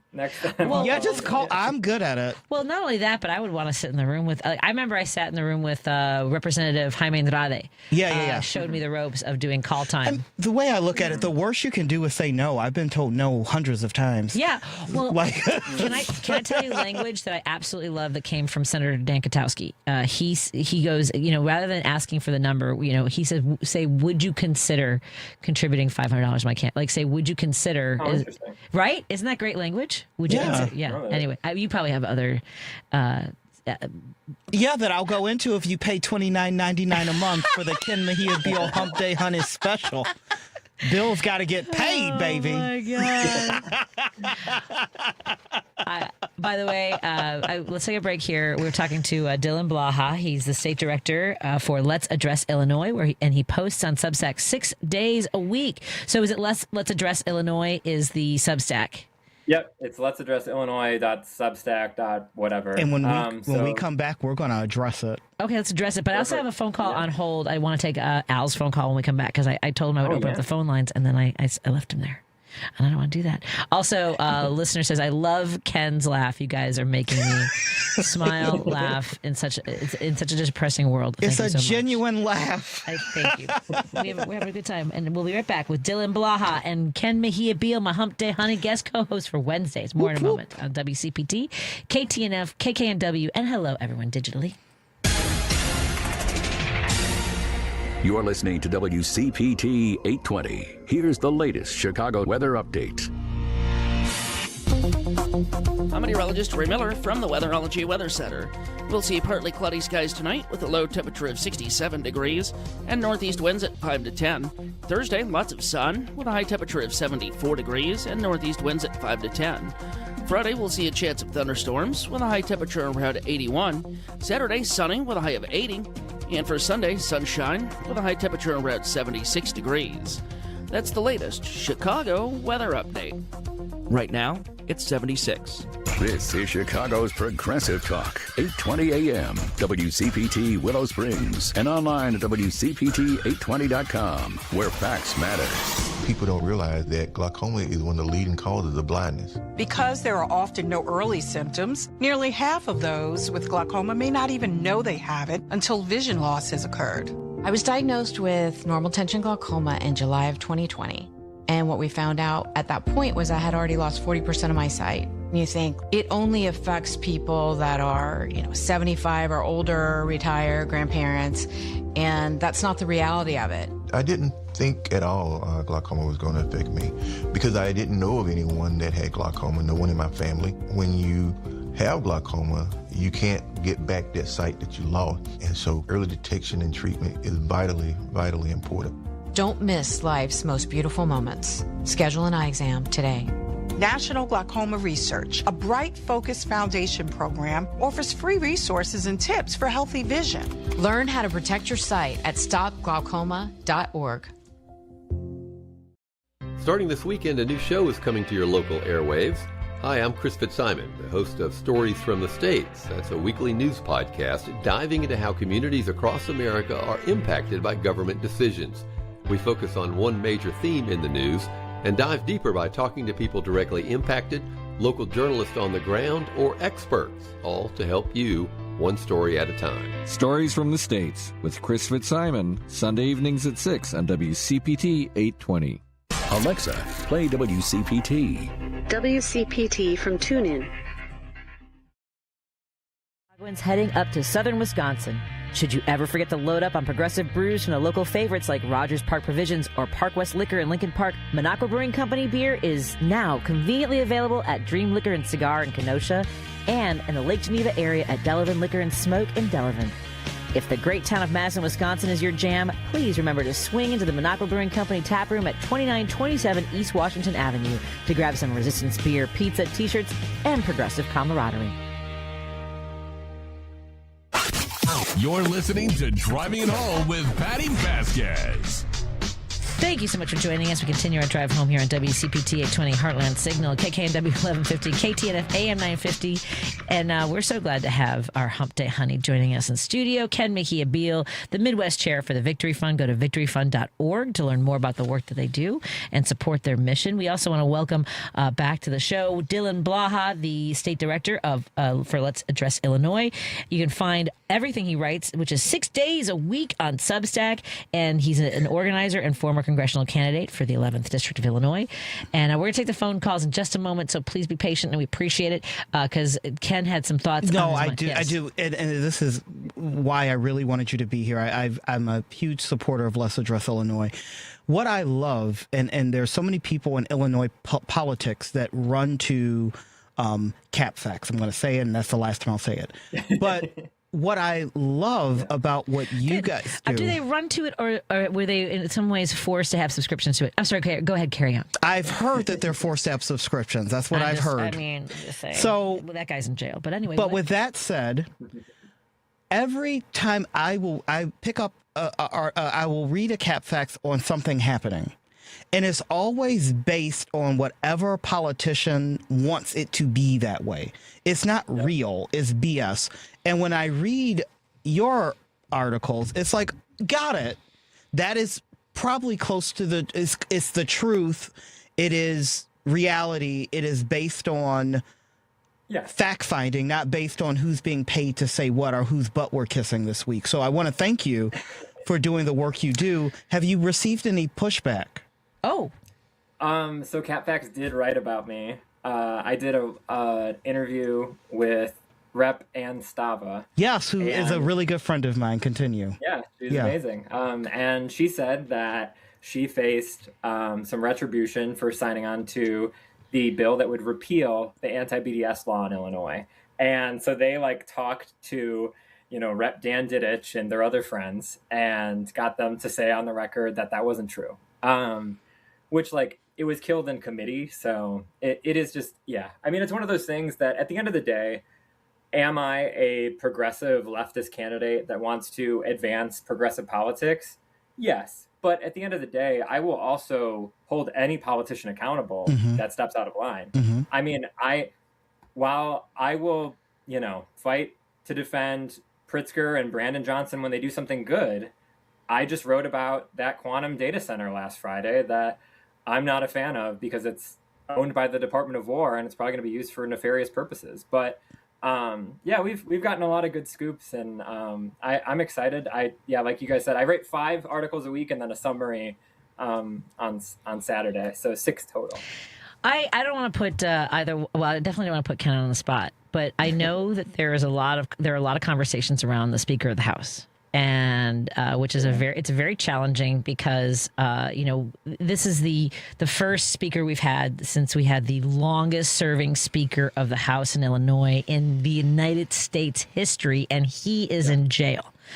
And the right? I mean, this is bonkers. And I know that there was a lot going on even before they voted to have Speaker Welch as the speaker. And after Rick Pearson and Jeremy Gorner's article came out, I know that there are more conversations happening behind doors than they are. Like it doesn't. I'm just saying. What are you hearing? Anything you are willing to share with us? And again, I'm not putting Ken on the spot for anything.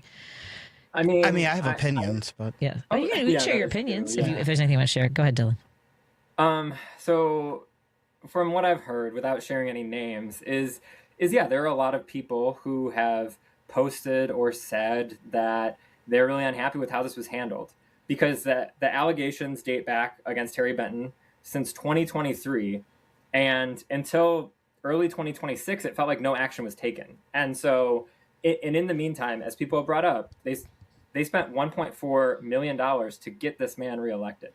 So I don't know. I mean, I do think that. I think it's gonna be challenging I think a lot of people are worried about voting for him again, and then and I don't like saying optics, but how it can be used, how this can be weaponized against people who are running for reelection who might be in. This is a very tricky situation. Yeah. Because the Capitol has struggled with internal investigations into sexual harassment to begin with. Yeah, I mean, this is like you said. I mean, actually, I mean, Carol Ammons is under investigation too, but for something very different. But yeah, I mean, it makes people lose faith in their government right now, and I think at least calling into question his speakership should be a healthy thing to do. Right? Like, I think that it's unfair for people to maybe just dogpile. We should stick to facts. But at the end of the day, like, if the rest of the House doesn't feel confident in how that was taken care of, like in that specific case with Harry Benton, there were 2 more women who came forward who were sexually harassed by him in 2025 and 2026. And that could have been prevented if things were different. Yeah, that's so. Thank you for. I just have been thinking about that too, and I was talking to somebody earlier today. And again, everyone's got different experiences with the speaker and the job that he's done. And the same can be said in the Senate with President Harmon. I mean, he had some, questionable campaign issues with financing as well. Yeah. That I don't believe. Yeah, I will say this, and I do not believe, given this circumstance, that the amount of reactionary vitriol would be happening to President Harmon in the way that is happening to Speaker Welch. And I've wondered why no one's talked about the campaign financing. And I will stand by that. Mm-hmm. That is, I strongly believe that. I hear that. I hear that. I think when you weigh all the things that Mike Madigan did versus, I mean, that's why I brought up the fact that he and did. it is a whole different level. I am unapologetically. I don't follow anyone blindly. I'm keep my eyes wide open. I am a supporter of Speaker Welch because of the good that he's done for the community.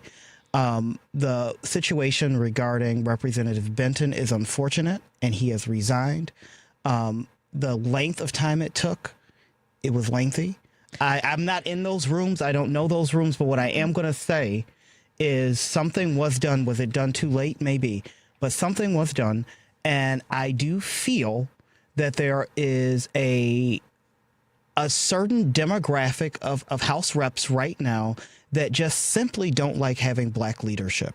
And that is what I will say. I will also say, I mean, in regards to Speaker Madigan, one of the things that finally brought him down were sexual harassment allegations that led to further investigation with Elena Hampton. Yes. And the retaliation against her as a campaign manager and the work that she was able to do. So at any rate, I didn't mean to throw you too much. I just realized I wanted to touch on that. Well, it doesn't help that I have Cap Facts open in front of me, which I haven't looked at this brag. Listen, when I come in with an open book, I'm an open book, and I support Speaker Welch. Yeah, that's where I hear am. You. Yeah, I hear you. I don't. You know, I don't cover state politics, like Illinois politics, as much for various reasons. But back to you, Dylan. So when like Ken said before, it's healthy to question leadership. So, absolutely, I think it's the same thing. You know, I think we should question everybody. When you look at the Chicago Tribune and every other corporate media outlet dogpiling on, I mean, there's a reason why that's happening. I just don't like the narrative of the hypersexual, scary black man. It's very, I don't use the word triggering very often. You've never heard me use that. It's very triggering for me that it's turned into such a caricature of what black men go through in America every day. And I simply do not like the characterization. Let's talk about the issue. Let's talk about what someone else did, but let's not make it sound like he was in the room rooting this on, and let's not play that game. I agree with that because I do think it's sensationalized in a way. It is, and that's the part that I do not like. I agree with that. But when you're writing stories like this, do you ever have a moment of, let me wait before I put it out there? Oh, that's so hard because I feel like there's a difference between just regular journalism where you can maybe hold a story for a day versus I think there's like a certain churn to social media and even Substack that it's like you want to make sure that you're putting something out. So if I have a question, I'll talk to, my boss, Qasim Rashid. Maybe I'll hold something and I'll write something else like short that'll go out that day. But it is hard. I mean, it's a judgment call. And I think I've had to reckon with the fact that I'm going to be wrong. And I'm going to have to own that some of the takes that I have might have been a little too hard. I mean, I wrote an article about Susana Mendoza yesterday. And that one, I actually, the 56 bodies that were found at that funeral home.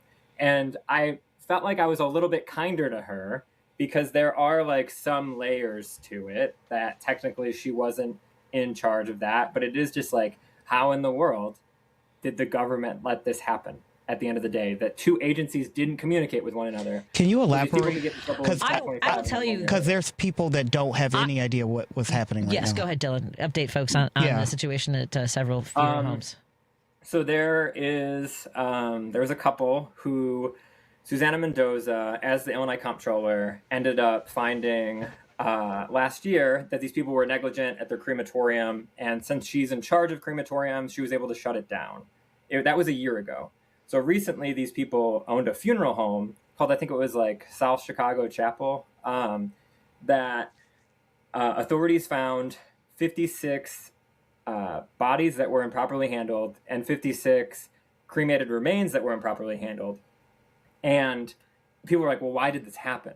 And so Susana Mendoza said that, oh, well, the comptroller's office isn't on top of, in charge of funeral homes. That's a different department. And so it's like, wait, what? So yeah, I do think that technically she might not bear responsibility, but it really calls into question, like, wait, how did this happen? These people, the woman who was responsible she's had her license since 1998, I believe. Wow. And that's something, and I've talked to Patti about this off air. That's really why I wanted to have you here. And this is why we definitely want our listeners to subscribe to your Substack, because when I read your articles, I don't read them in such a way of finger pointing. I read them in more of a way of, how did we get here? And how can we make it better versus this is what this horrible person did. And it doesn't feel so lynch mobby. And I appreciate that, because I guess I'm not a finger pointer. I just want to know how this happened and what we can do to like make sure it doesn't happen. Yeah. And in very few instances, it is because of a person. It's usually because of a process or lack thereof, or a systemic blind spot, which is something that you highlight often. And I appreciate that as a reader. No, thank you. I think it's important to note that, like I've said on the campaign, like many candidates have said, Trump's fascism is a huge problem in America, but it is not the only problem. No. Like as Bernie Sanders talks about with oligarchy, and just the fact that we have so many systems that are designed to beat working people down, and we're here to shine a light on them. Well, I'm so grateful that you do, and we look forward to having you in studio soon. I know you're going to be coming to Chicago, so I'll be seeing you. With us. Where can we subscribe?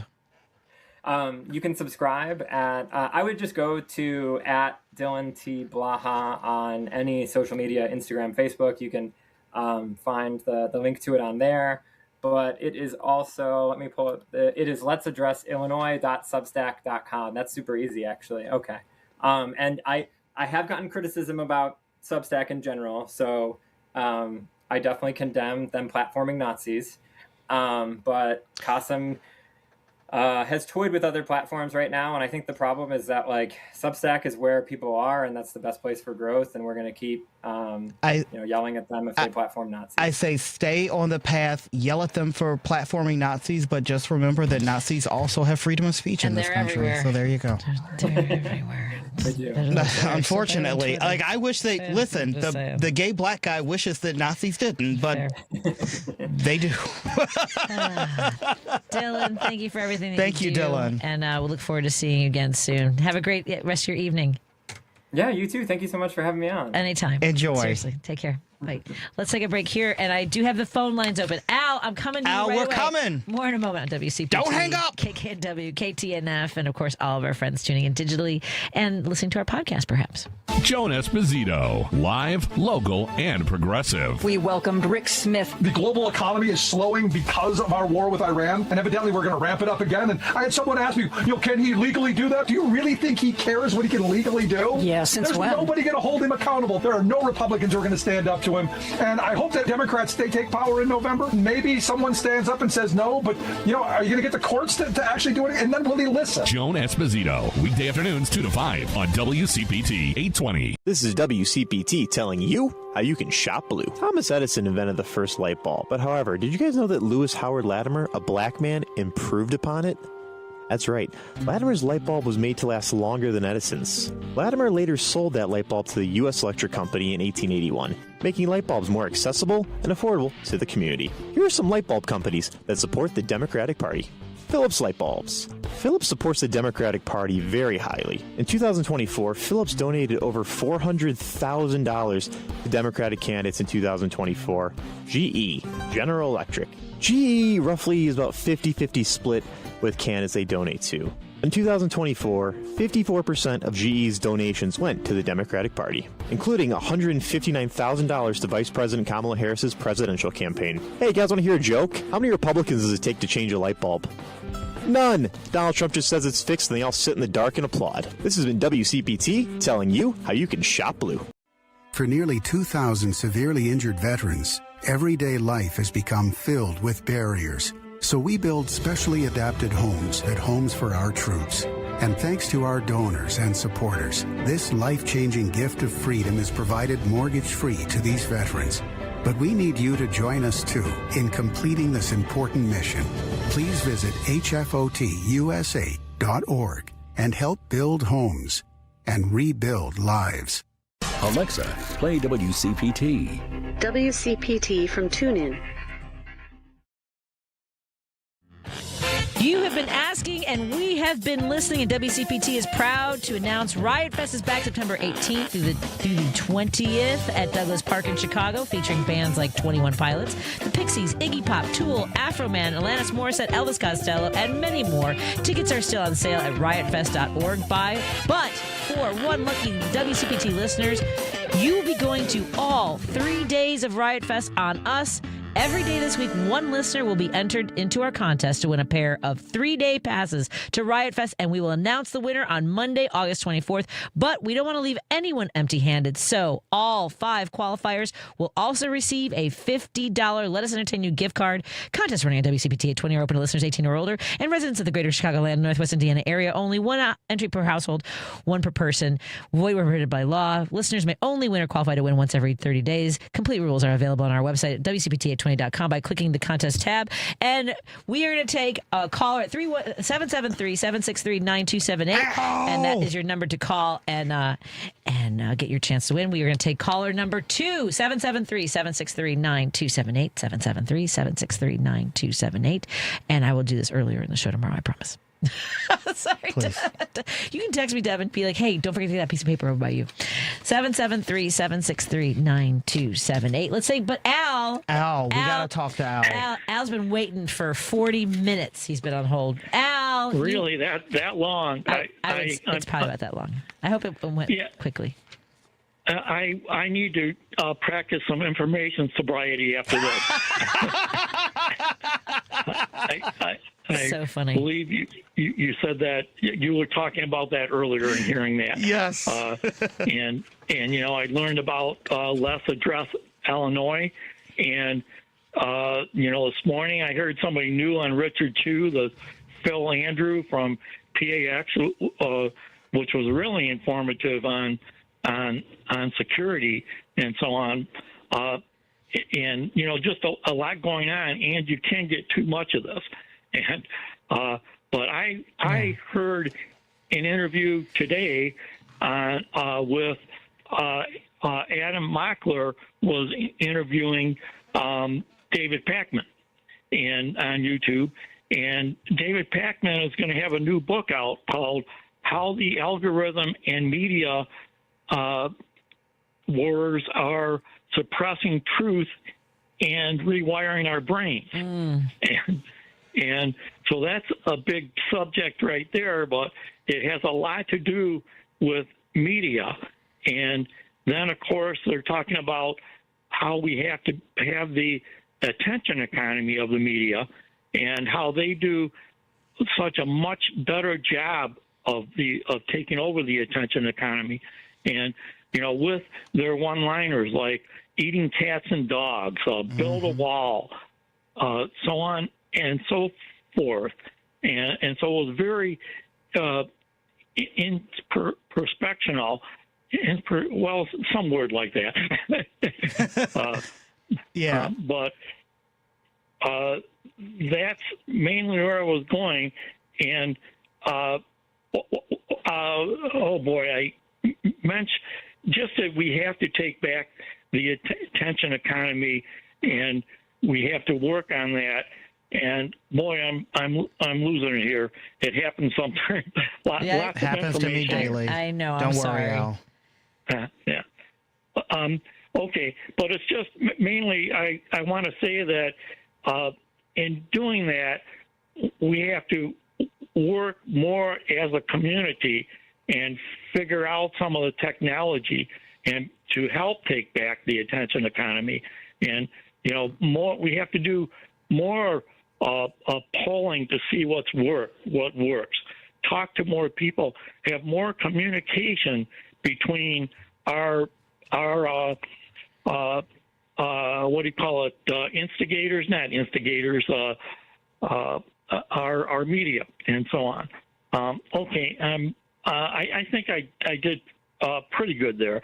Yeah, you did well, Al. Thank you so much for waiting so long. Such a great point. Such great points you're making, Al. I appreciate it. And a great way to end the show. Yeah. Thank you so much.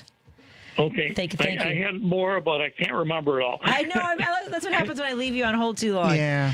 I know. I'm sorry. Patty's fault. It was my fault. I know. It's not easy stuff, though. None of this is easy. No. And I'm grateful for all the hard work that you do, and you're so invested in this and passionate about it. So thank you for all that you do, Al. Yeah, I try. Thank you. Thank you so much. Thank you so much to everyone for tuning in. And I know that we have the phone line tied up. So if you do want to qualify to win passes to Riot Fest, 773-763-9278. That's 773-763-9278. Ken is going to be filling in for me along with Elliot Serrano. Yes. Next Wednesday, Thursday, and Friday. That's I will also be in on Tuesday with Paul. All right. Very good. And so it's going to be Paul Shivari. I think you've got 2 dates with Paul. I do. Do you have 2 dates with Paul? Does he know that? You better believe he knows that. I'm just saying.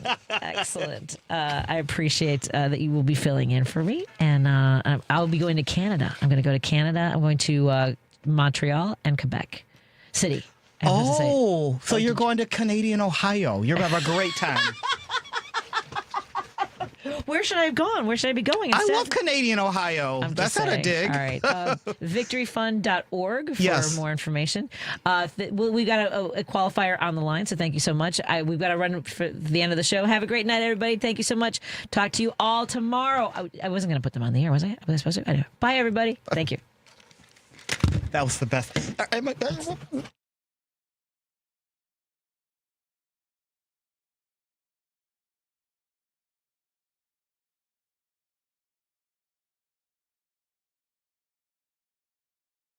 Sponsored by Progressive Insurance.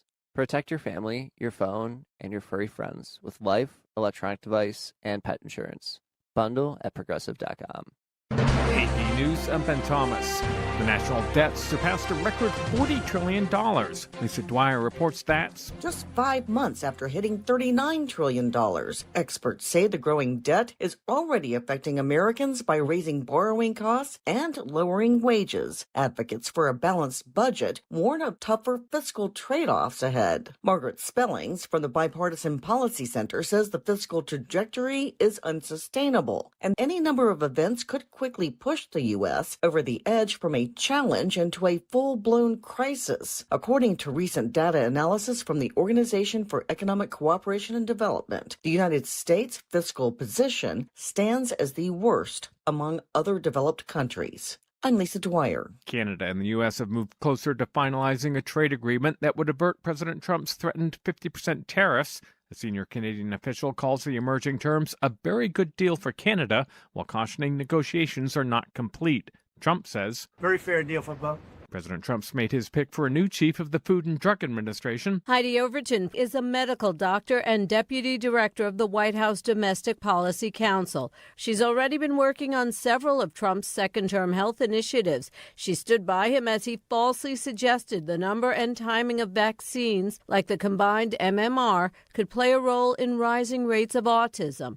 Scientific consensus and decades of studies conclude there is no link. Overton has been critical of abortion pills and, if confirmed, would be positioned to roll back FDA rules that made them more accessible. She needs Senate confirmation to become the new FDA head. I'm Julie Walker. And Britain's Daily Telegraph reports Prince Harry and his wife Meghan are returning to the United Kingdom, though they won't be resuming their roles as working members of the royal family. Their children have already enrolled in schools. This is AP News. Congo's Ebola outbreak has hit a new threshold. As responders warn it's spreading at an unprecedented speed. Congo's Ministry of Health has said the outbreak has so far recorded over 5,000 cases, with over 2,370 deaths so far. Dr. Tierno Balde from the World Health Organization said they were recentering their response around community engagement. And one of the main communities that we are targeting to have with us is like the Association of the Motorbikers, who are transporting those patients, who are transporting those dead bodies. The outbreak is unfolding across 6 provinces in eastern Congo and is already the fastest growing Ebola outbreak in history. It's also on track to become the deadliest if it surpasses the 2014 to 2016 West Africa outbreak that killed more than 11,000 people. I'm Karen Shamas. There's more news at apnews.com. I'm Ben Thomas. Thanks for listening. This is Chicago's Progressive Talk, 820 AM, WCPT Willow Springs, and online at WCPT820.com, where facts matter. Stephanie Miller. Bob Fesca joins us now. Oh, God, shut down the internet. Can we just shut it down? We just got to unplug it. We need a timeout from the internet. Yeah. All of American society. I think, you know what? I say that half jokingly, but the other half is like, yeah. As someone who worked his entire career on the internet, I feel like we just weren't evolved enough. We weren't ready when it came along. Came along way too soon. Stephanie Miller, weekday mornings 8 to 11 on WCPT 820. We're with Bridget, whose husband won't be home for months, and whose daughter is due any day. We're with Mike, who's leaving home to protect his family and yours. We're with all service members and their families who need community, connection, and maybe a bit of magic. Are you with them? Learn more at uso.org today. When you get a diagnosis of Parkinson's disease, things get real. And nobody understands that better than the Parkinson's Foundation. All across the country, we provide resources and support in the fight against Parkinson's, a neurological disease that affects movement. The Parkinson's Foundation is dedicated to improving care and advancing research towards a cure. And when you call our helpline, you'll speak to a real person who can help you find the right information. Because while living with Parkinson's can be challenging, there are things you can do to improve your quality of life. So, whether you're newly diagnosed, have been living with Parkinson's for years, or caring for a loved one, when Parkinson's gets real, find real answers at the Parkinson's Foundation. Go to parkinson.org or call our helpline at 1-800-4PD-INFO, 1-800-473-4636. The Parkinson's Foundation. Better lives together. Sound familiar? At Mattress Firm, we understand there are many problems that can keep you up at night, like snoring, aches and pains, or sleeping hot. Our sleep experts have the unrivaled know-how to match you with a mattress that can help. And now at Mattress Firm, save up to $700 on Tempur-Pedic, plus get a $300 instant gift. For the great sleep you deserve, visit Mattress Firm. We make sleep easy. Restrictions apply. See store or website for details. Chicago's Progressive Talk, WCPT 820, where facts matter. Welcome to the bar. It's political. Step up to the bar. Thinking critical. You'll think at the bar, whoever you are, the politics bar. With Sean Smith, Pierce, and Jody Hamilton. Hey, Jody. Hey, Sean. What day is it? It's hump day. It is. It's hump day. Thank you, everybody. Yes, we still like doing that. At some point, maybe we'll get Chris in the bar here when he's doing some other project. He does a lot of acting projects, but that's fine. Thank you, by the way, for joining us from whatever corner of the radio world you are. Georgia Now Radio. Maybe you're listening down there in Atlanta or the greater Georgia area. Maybe you are listening on WCPT AM820 in Chicago, or the Detour Talk in the Tri-Cities area of Tennessee, or on AM950 Minneapolis, St. Paul. Or maybe you're listening on Progressive Voices Radio worldwide, somewhere else on the planet.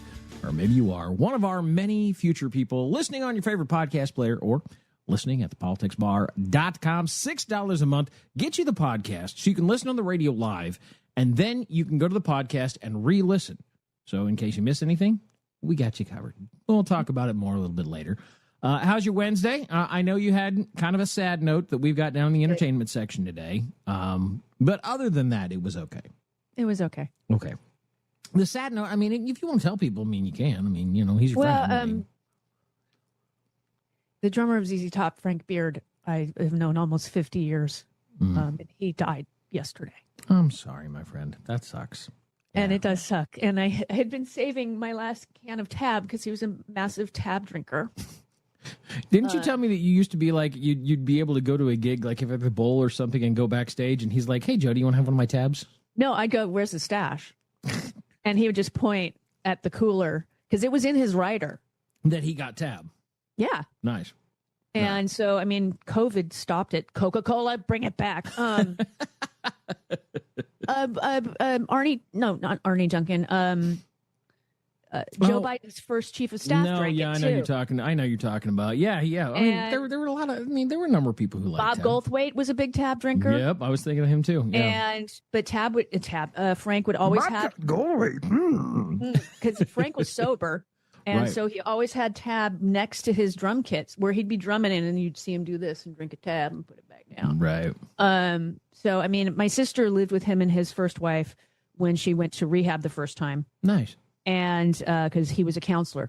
Oh, cool. At that program. And so they figured, well, we'll move her in with a rock star because, she's a musician.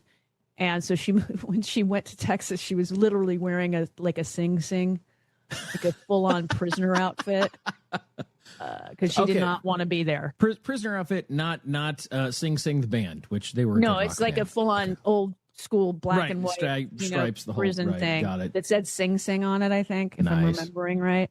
This was in 1979, and so she lived with Frank and Kathy for almost a year. Oh wow! So I mean, they were family. And I'm so sorry, my friend. Yeah, and I remember the first time I had to do an interview with somebody. I was such a bad interviewer. I was 14, so I called Frank.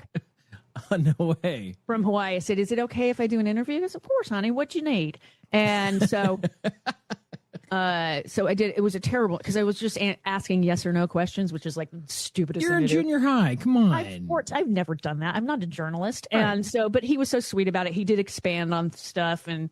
He was very sweet about it. And then when Carrie died, everybody wanted interviews. And I said, Frank, would you do one for, so-and-so? And he goes, of course, whatever y'all need, That's cool. He was just, and his widow, Mhm. Debbie, was very sweet. And his two sons were very sweet. And so I feel for them. And I emailed Billy Gibbons, who's the only member left Of ZZ Top, right? of ZZ. And I said, if there's a service that people like me, because I knew him, but I'm not, Right. I'm not family. I'm family-ish. I'm, Right. No. You well near enough that you knew, but not quite. right. And so Billy said, "Whatever Frank's directives are, I'll let you know." Cool. And I know Dana Steele is very upset because we had her on, and she was was friends in the with same him too. drug rehab program that my sister was in, and so she knew Frank through them. So she's like, "It's like a family member died." Yeah. Look, maybe we'll call Dana, see if we can get her back in the bar too. We always love having her. So Well, she's in Scotland right now. I know, doing her show. But that's why it'd be a little bit weird because I think she'd have to be up like super ass late. But yeah, time zone would not be conducive. right now. There's But that. no, I know she's going.